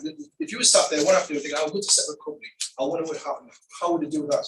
Well, on this one here, I've literally put in, create me a business plan for a sweet shop that sells chocolates in the shape of insects and other bugs. The business will have a small shop in Durham, create its own unique chocolates, and be targeting the specialised in higher priced markets. I'm sure I get told off that prompt, I'm sure it wasn't very good. But basically, it literally created a full business plan from that. They had no idea what I was doing before that at all. That was literally the first things I ever heard from this. And it's created financial projections, funding requirements, exit strategies, the whole works, whatever you want to know. And if you want to, you get asked to elaborate on the extra bits. You can go to it there and ask them. One of the reasons Karen and I do chocolate insects is it's something that isn't out there. So there's no current, like where people are putting business plans for clothes shops, or shoe shops, or all different types of businesses. You try to come up with something that's different and weird enough that it probably hasn't been populated before to really like test to see if you can handle the concept. We couldn't stock footage from anywhere. That's actually making it. So they anyway, you get the idea of what the business plan is. It's asking how many stuff, tell me how many stuff I need. So in that script there somewhere in the last one, it said that the specialty chocolate market in the US turns over 20 billion. So I thought, I wonder how accurate that is. I did just to check.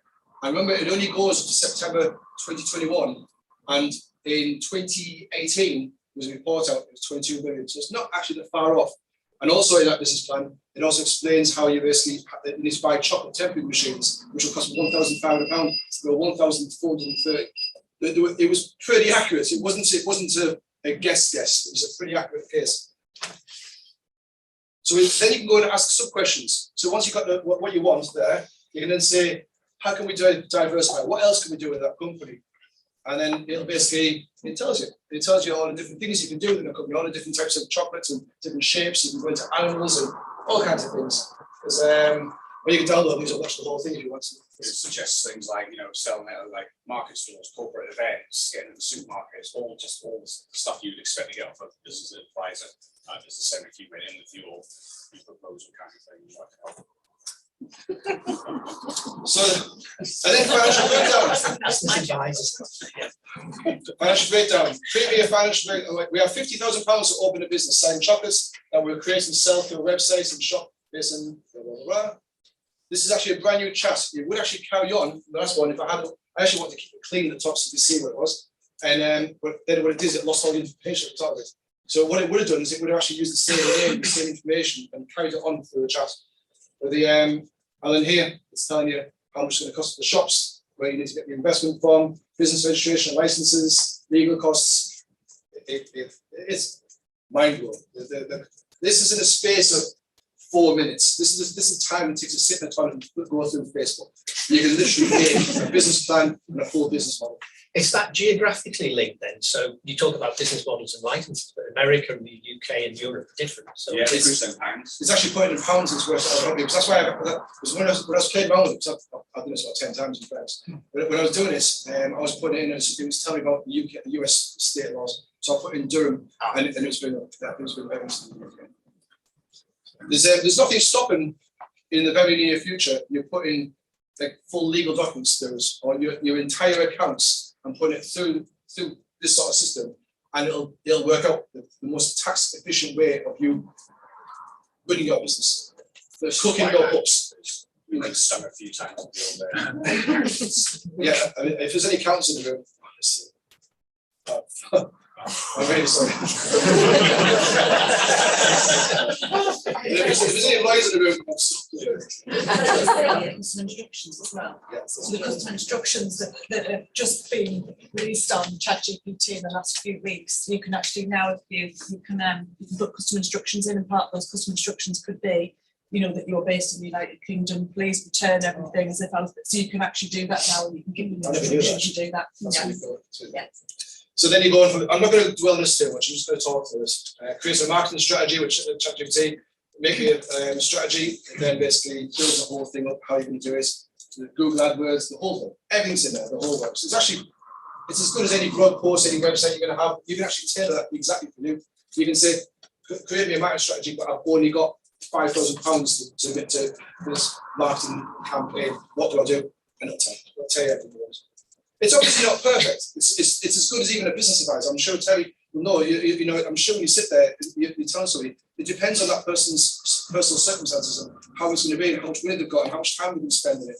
So it's all to do with it. But it gives you, it's a foundation, it's a framework, a web to start from, to give you that big chunk of hours of graph to then work from and then choose what you need and what you don't. And the last one of this thing is I'm struggling. Assume we've been trading for 6 months and we're struggling with sales and cash flow. What should we do? And then from there, it basically tells you about diversification, about basically how you can, what other markets you can try, what you can do. And it's as good as sitting with anybody that's run a business for 10 years, sitting up and asking the same questions. It really is. And you can go into it and you can keep tweaking and asking, can you please explain that point a bit more, please? And it'll tell you more. So, and the best bit of this as well, what I noticed, I know, is as it's writing, sometimes I'll then change it at the top. It's probably assumed or wrote something and then realised, oh, that bit would be wrong. And it's gone back and corrected it part above it. So that was really good. I've never seen that before until just the other day. It was a screenshot, and I thought, oh my God, I went back inside. Anyway, customer engagement, go to markets, different things. So, anyway, I'm not going to talk about ChatGPT anymore. That was just basically a way to show you, we're sitting, Terry's Tasty Treats, how far what we do. So we're going to basically make a logo, a brand, stock media, shop front, and a video advert first.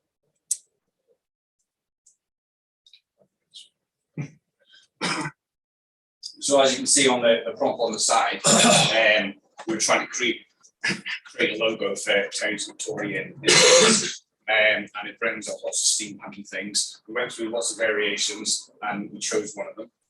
Top right on one. Yeah. Obviously, we're doing all these for a demo. So if you were doing it for your actual own business, you would spend more time on it and try and get it down exactly where you want it.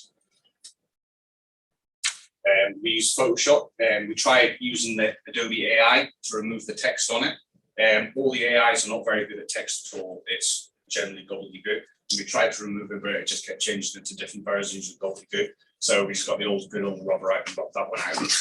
So this one was used HeroBrush, which actually is probably AI in fairness. So I can't imagine it's an algorithm just sort of making some sort of software.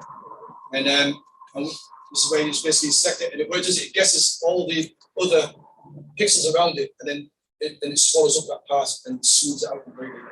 What we like about Adobe is they're actually one of the few companies that are implementing AI within their actual software that people like yourself use every day. So it's actually in Photoshop, it's stable, and it completely raises up in Photoshop. It's also got lots of beta things on its website, which aren't proper live yet.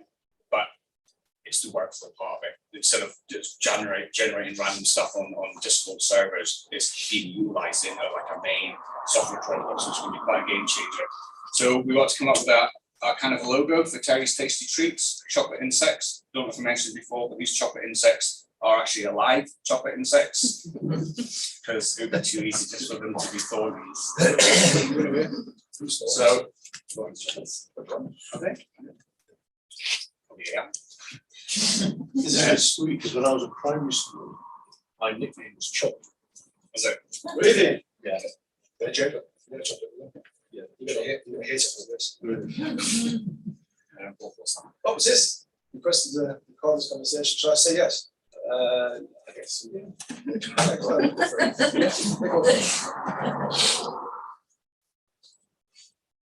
So so Adobe has within Photoshop something called generative fill, which is a new thing, which is really cool. I'll show you that in a bit. But it also has speed stuff, which this is one of them, which is on its website called Firefly, and they're called the AI Adobe Firefly. And this has got basically a text generator on it. So you type in what you want, you can type the prompt, what type of text you want it to look like, and it will generate it for you. The best thing about Adobe, what they've done is they've got stock sites. You can take photos and actually upload it and then sell your footage. But they've actually, obviously part of their terms and conditions, they've trained their AI system on their own stock footage. So it's not stealing anybody's stuff, it's actually their own copyrighted material that they've got. So in theory, Adobe's actually going down a more ethically, morally correct way of doing it. Design ideas. So we want to know what sort of suits to make, rather than actually trying to be clever and creative. We'll get them to do it. So we literally typed in design a tray of chocolates that design like insects, and it brought them there. And honestly, I would actually buy them. I think that's great. And to the stage where we sat in the office going, "Will you sit this computer?"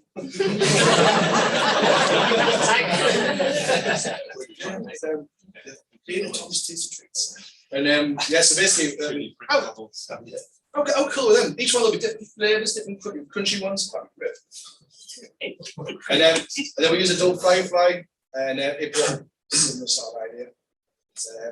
So the softwares are all pretty much for muchness. So you'll notice the Adobe ones that because it's on beta, it puts like a image not for commercial use on the side, so they're using it. So I don't know if that's going to change when it gets implemented in its main software, or if it's only for if you can use it if you're actually paying for an Adobe subscription. This is all stuff in the future because it is also new. They're just when people play with it just now, and they'll figure out. So they'll figure out a way to get money out of you. So then we want to design the inside of the place, like, you know, big cabinets first. So we've got these big fellas here, these big things being designed, tarantulas. I don't like spiders in fairness, but yeah, it's pretty good. And there's the one that's all close. I mean, for Easter, how cool would that be? Giving one of them to your loved one here. Cost me 300 quid, but don't worry. Yeah. Shop design. Yeah, I mean, we're literally sweet shop in the room, the cathedral in view. Sweet shop will run fun insect-shaped chocolates, and that's what Jen made. I think actually in the real one, I missed sort of cathedrals. That's why the cathedral's not there. But yeah, I miss that's out. It's the same sort of thing. Victorian shop things. You can just keep going on and on and on. It gets quite addictive. You go, well, I don't want to vary it, that one vary it, that one, and just going off on a tangent. And then you can end up with 100 images. But you can do that in an hour, and then you pick a couple of them and go, well, these are the concepts I'm going to go with. Keep the others to the mood board, you know what I mean? It's, I mean, actually, what an idea that we've had actually to try and make as a little sort of sideline business is making stuff on here and making a YouTube channel where we're actually making new stuff to see if we can actually make the real thing. And then showing you how you use tools, what you would use, what equipment you could use, 3D printing, we've got 3D printing in the office, and how we can do different things to try and make the real thing. And the photogrammetry we showed at the beginning where you make a clear model of the person. There's nothing stopping this stuff being basically made. It's got a 3D model internally with that system. There's a 3D model of that beetle thing there inside it. It's had to have one to make the shadows and the shading and all the reflections of it. So yeah, there's nothing stopping you exporting that object out there and then sending it directly to yourself or to somewhere and get it 3D printed. Be really challenged to create those same chocolates and sweets in reality. I get an hour professional bake off the other day with making the facial chocolates and stuff like that. Yeah, it looks like a nightmare, but even the window frames at the front door, I mean, everything, even the tables and everything, you can literally pull up the CNC plans for that. And embed a chocolate 3D printer. Yeah. There is one already. The interior, it's you know, I like the one on the top right. So I made it a bit bigger, and you know, it doesn't look that hard to make actually. You know, you could. This pulls up there a bit more complicated than that. So you could make it. But what's impressive is the way it puts, not just the way it puts the objects in the image and generates what you want, it's the way the lighting interacts within the images and gives it that sense of realism. And there's also, even you can't see it touch the screen, you can't there, but there's down here, there's wood chips, and you can see bits of the old flaking off from the legs down here. Where people's feet have it with such we never asked them to do that, they just did it. And then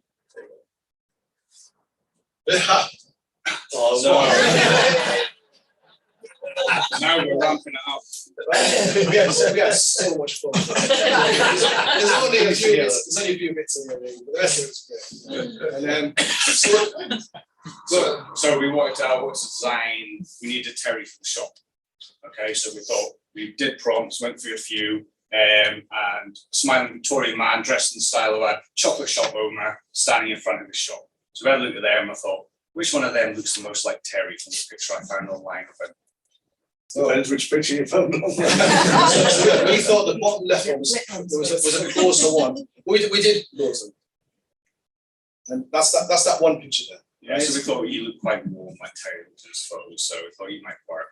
So we found a picture of Terry on his LinkedIn. I was actually going to come and see her actually. So within Midjourney, there's an add-on you can get by a separate software called Insight Face Swap. And this is what's used for a lot of deepfake stuff we have seen that's popped up in the news and stuff like that. So I thought, oh, how hard is it to deepfake this? And so I had it. So that's where we didn't record actually what we did use in the end. So we went back yesterday and did a recording of it. So we used a different photo, and then that's the photo that's generated there, and which looks nothing like Terry, in fairness. And but yeah, and then what we did, we saved that. Then you go and you prompt, and in your prompt list, you've got save ID, and that's what you use to save the photograph in. And that gives it a seed name and saves it in the background. So that when I want to any photo from now, if I right click and click on this app, it's going to tell that photo of Terry into the image. If there's an image of a dog, a house, a person, whatever, it's going to try and cram that face. Yeah. And it'll guess where it's going to go. We don't tell where to put it. And then, you have no idea how many we made. That was the best. That was on the the best one's next one. But yeah, look at that is. We're really warming up here. We're started, yes. We now have Terry as a shopkeeper. We now have Terry as a shopkeeper, looking dashing in his haberdashery. That's hats, isn't it? And Beetles to spiders to butterflies and snakes. Can't you? Breathe. Delectable. so we then basically ran it through something called DID, and it is basically you put a little script, which we've got a video of in there, and started. No, it is a straight one. So anyway, we want to make a little jingle, a little song for an advert. So we asked ChatGPT, write a song with these words: Terry's, tasty treats, delicious chocolates, insects, families love to eat. And then it gives an entire song. And then I took on some lyrics and I used a piece of software called Suno, which uses Discord the same as Midjourney. Discord is pretty much like a user interface for lots of different AI software. It's just a way to work yourself around it. It can be a bit of a pain, but it's only going to improve in time. So this software is basically text to music. So we put in these lyrics and just hit go, and it just to decide, and it goes from the context of the text and then tries to turn it into a song. We don't prompt on the music style, anything like that. The new version of it coming out, you can actually choose music styles, you can reference artists, you can do all different stuff. But I've already seen someone using that who's got beta access. It's not public yet. This one's public. I should mention as well that pretty much everything that we've used within this is free, apart from our little Midjourney. 20 quid a month, it gives you a bit more access, and also ChatGPT. I think the whole thing's cost 30 quid, and ironically, I paid £32 for a template for a PowerPoint presentation. But So again, it's another free software. So this is a couple of examples. I actually put all the lyrics through, and then I put them in the editing software. And I've edited them together to make a song, where it basically gave me all the building blocks for me, and I took these building blocks and thought which bits do I like, which bits don't like, how do I smash them together and make something out of it. So this is an example of some of the ones that were generated. Terry's, tasty treats, delicious chocolate insects. Families love to eat. So it goes on. There's an entire song, and then it gives you as many as you want. It does different variations. Beetles and butterflies. So it's very Disney. Covered in chocolate. Taste a box of wonders, a taste so discreet. As a hat, But when you try them, I you didn't from the style, but it made me think of Mary Poppins kind of thing. I thought that's just perfect. So this but you'll see more of that later on, because we've actually, I'm going to show you the video that we made with a lot of these different elements. So this is going to show you how easy it was to make Terry talk using DID. So this will be. So that's the picture that I loaded in the software for reference. And these, again, I'm using the free version. I haven't paid for the more expensive version, which is supposed to be even better with the quality of the voices. I don't know if you can see at the back there, but with the shows there UK voice, and then shows us Thomas's voice. I've already copied and pasted in the script we want, which is just living chocolate flavour to eat, which we will eat. So,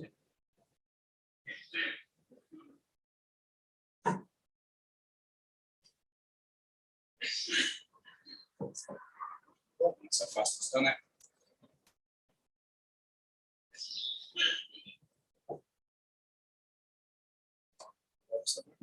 Oh no, the sound's no sound this way.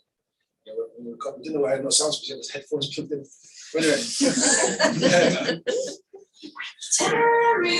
Terry's on the sunny streets, in a world of flavor, oh, with a sweet retreat. We didn't actually know you were a singer, Terry. I didn't know how a woman sing voice. You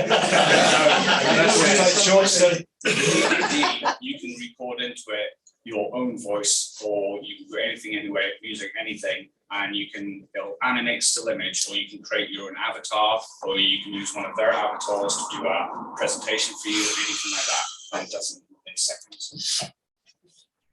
So then we started basically making other little fellas. So for an advert, obviously you need motion. There's only so many times you can animate still images. So there's a piece of software. There's a few different ones out now. The one mainly used is called Pika Labs, and this is text to video prompting. So you basically like Midjourney, GPT, you type in what you want it to generate, and it tries to generate like a 3-second, 4-second video clip based on your text prompt. So we figured to probably never try to make chocolate insects that move before. So that's what we tried to do. So that's actually been made in 3D. So you can actually, so it's calculated a 3D model and then rotated it. And then we've also got, how cute are them? Great. Little snails. What do you call it? Snails? Snails like it. This is chocolate snail cycle. And then we've got some horrors. We've kept some in the minute, but so this is an example of how prompts can be fairly similar, but create quite differences. So chocolate smeared around a smiley mouth. We're imagining a happy kid with a big chocolate butterfly or whatever. This is what it is. Yeah. But I've got 3 of them, I think. Chocolate smeared around the smiling mouth, which is just rank. And then that's actually his fingers, right? So I don't know, it's been bitten by a spider, I think. You know, eat fingers out with that hand. So, you can explain as well. So, this is the start of using Photoshop generative fill. So we had that image of Terry in the shop that you see me animate him and sing and speak that. We thought, well, let's increase his environment. Now, in generative fill in Photoshop, what it does is you put your image in, you expand out your crop box and hit return, and it generates what you think should be around it in that room. And so I just kept doing that, and then repeat, all the way to the point where I got Terry in the middle of this huge, big chocolate shop. And I didn't really give it much prompting at all. I just let it do its thing, pick which 4th variation I liked, hit next, do the next crop, next crop, next crop. And I thought, well, I've done that, I might as well keep going. What if I went out the window? So I did that, turned into a brick wall, kept going. And I was like, well, what if this is a chair on the Victorian sweet shop? And so I thought, well, I need a sign. And so I tried to get Adobe to make me a sign saying Terry's Tasty Treats. And this is where, as amazing as the other bits are, it cannot deal with text. And I tried a few times, which I'll show in a little bit. And this just shows I kept zooming out, started using prompts, going, once I got out the window, I started putting in Durham City streets, a street in Durham City, that kind of thing. And it pulled in the viaduct and things like that, which I didn't prompt for, which I thought was quite interesting. So that's actually been done in Photoshop there. So that's just me sort of highlighting the layers as they go around. You see, problem was just Victorian Street. Just kept going. And that was the first sign it gave me, which obviously wasn't going to go with. You actually, I don't know if you saw that. I don't know if I can zoom back there. In there, on there's a little box there, and it says one of four. So whatever's created on the side there, you so actually just click use next, four and you change that content to another version, another version, another version. So you're not stuck with that one thing that's the one that you can keep on going. Now, also with this, like on the next bit here, generative fill doesn't just only do expanding. You can select sections of the image to get it changed. So I thought, well, I'll use the same thing. I'll draw a wee box around the sign and just get rid of it for now, and I'll come back and revisit that. So I replaced it and I generated loads of different ones trying to get it to actually say Terry's Tasty Treats.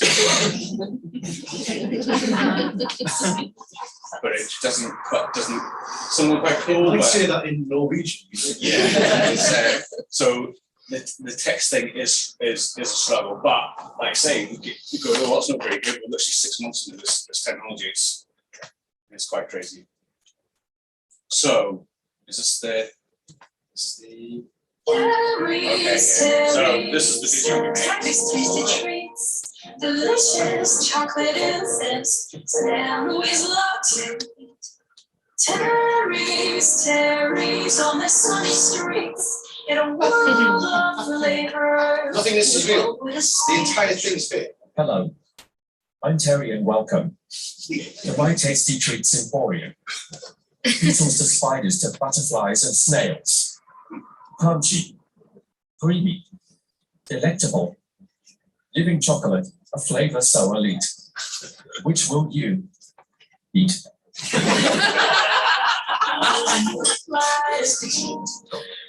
That's from my journey of Disney created at the beginning. And these will be created text to video in Pika Labs. That was that family enjoying chocolates in a Victorian street shop.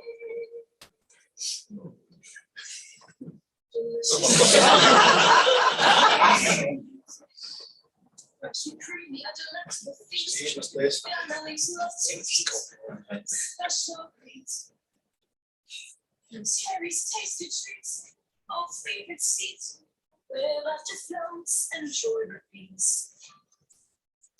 Terry's Tasty Treats. Which along with this girl's hairs.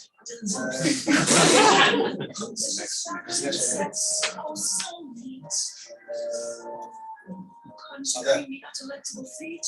Savage love to eat. A special greet. And Terry's Tasty Treats are favorites. Terry's. You'll be singing this all the time. You're fine not going to hear it. So all that was created with pretty much free AI. The only thing that AI didn't do was smash it all together. So I took all the clips, rearranged them, stuck the song in, did a bit of editing, exported it. But all the actual content was created by AI, mainly text box. Well, Adobe Premiere right now has the option in there. You can put in a load of content and it'll try to edit it for you by watching voices and movements to try and make it all sync together. So if you've got like 4 or 5 cameras all recording an interview, it'll self-edit that together for you, watch the most watched person. So in the very near future, that kind of thing can be taken, throw it in, and it'll actually create everything. There's also as well now started to do that thing with if you're doing a lot of interviews or it was a big long video of a presentation or something like that. If you want background music on, it'll actually dip the music when everyone's speaking and bring it back up again in between the quiet parts, little things like that. Which all the stuff would take an editor hours. I know because I've sat and done it for hours. But that sort of thing is so it's not so much about super replacing jobs. It's improving the workflow and making new tools. So it's that kind of thing. A lot of people are saying in our sort of circles, it's not that AI is going to get rid of all the jobs, or you can lose your job with AI, but you probably might lose your job to someone who knows how to use AI. So there was a guy at the last Rise in Design with a ProSwap, and he owns a big AI CGI company down in Teesside. And I went down and I was talking to him, and he said he's told all this is in January. He's told all his staff already. Actually, I can't see him there. I don't even see it today. So it's told all the staff already that if they're not using AI in their workflow by 12 months to be sacked. So because my competitors will be. So we will have to basically keep up. He said, I've told that to every member of staff, all the accounts department, the marketing, every part of it. Cleaner's gonna have a job with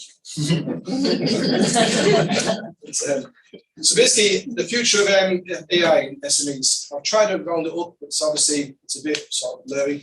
3D environments object merged. At the moment, we take photographs and video with light. In the very near future, we won't be using light. We'll be using data capture. We'll be using radar, lidar. We'll be using different types of like what you saw at the beginning with the photogrammetry. It means then you can actually use that object and you can zoom into it. You can move into it. You can move around it. You can see it in 3D. Apple released a very good Apple headset recently, VR headset.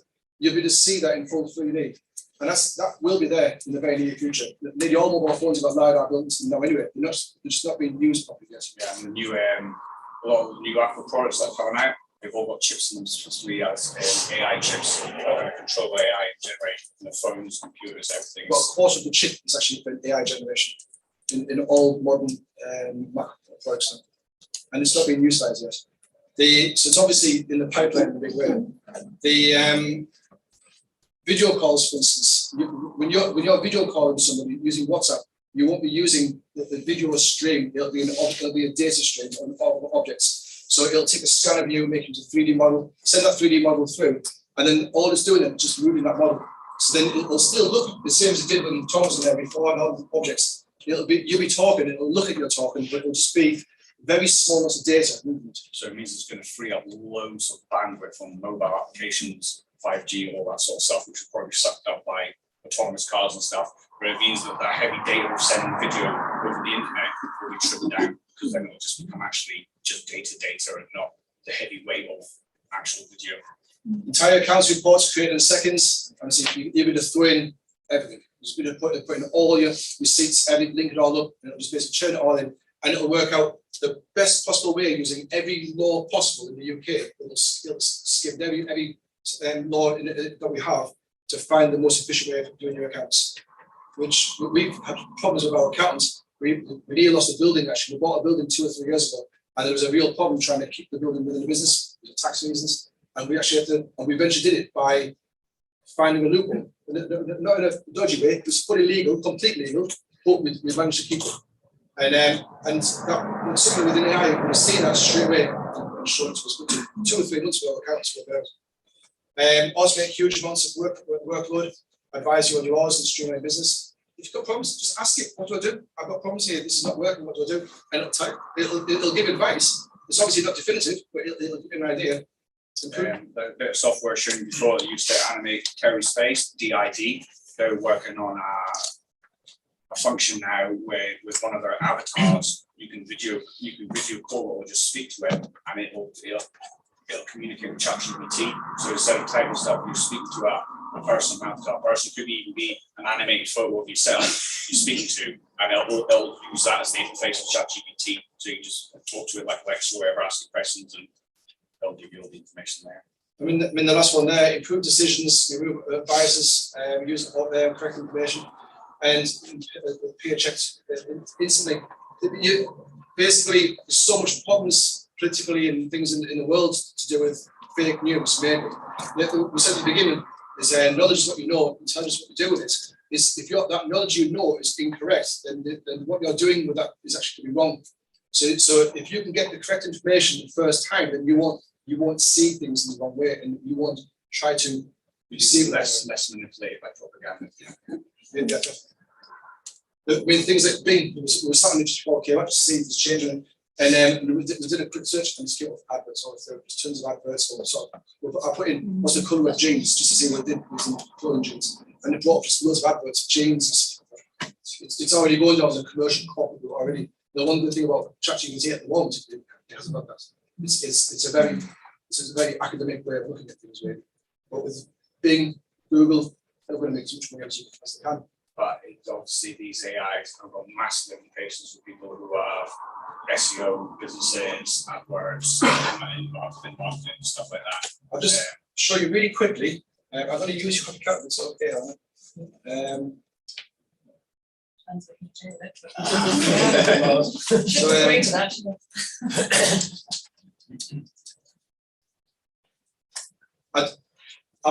I asked ChatGPT about 3 months ago, 4 months ago, write me a blog post about bullet time, which is the kind of photography that we do in London. And it actually created me a blog post. I put that blog post on live within 7 days with the top of Google. And so basically, if I click on it now, it wrote up everything. It actually even put in my competitors' names in it. So it actually put in, I've taken them out, I can't even remember where it was, but it actually put in my competitors' names and how we work together in collaboration, blah, blah, and put in all these different landmark points saying visit London and tourist spots and all this thing. I literally copied and pasted, put it in, took out a couple of bits in it, about competitors' names, and then slapped it in, pressed go, and that was it. And actually, that picture there had flight cases all over it, had basically stuff all over the floor, it was everywhere. And we used AI to basically, the hero brush and other things in Photoshop. And then basically, it went live, and we get phone calls from it. You know, we get calls, we get work from it. So, guys and girls, thank you very much.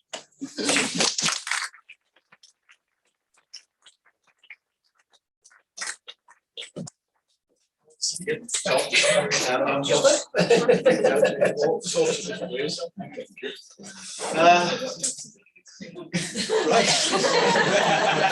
We're starting your time, but does anyone mind? I do need to leave, obviously, that's fine. But man, that was amazing. 3, 4 of you, fantastic. But you probably, as you said, have, even despite all of that, only scratched the surface of what's possible and what will be possible next week and the week after. We did the majority of that in about 3 working days. Most of us actually learning, we're trying to work out what tech, because we do it all in one software, but we want to use 2 or 3. So learning that and work that way technically because we're starting. So I mean, you've shared some stuff already, like resources and things. So I'll email everyone probably early next week with some stuff, and let's just see. I've explored a few things, but just dabbled. But I think that's the way it's going to be worked in a positive way if we grab hold of it and maybe wait for it to hit us like I don't want to touch it, but it's the same as the weavers and the bullets. You can either protest against it, because it'll happen anyway, or you can embrace it and just go with it. You don't want a choice. Yeah, exactly. So I'm just gonna, right, so yeah, so thanks for that. Was just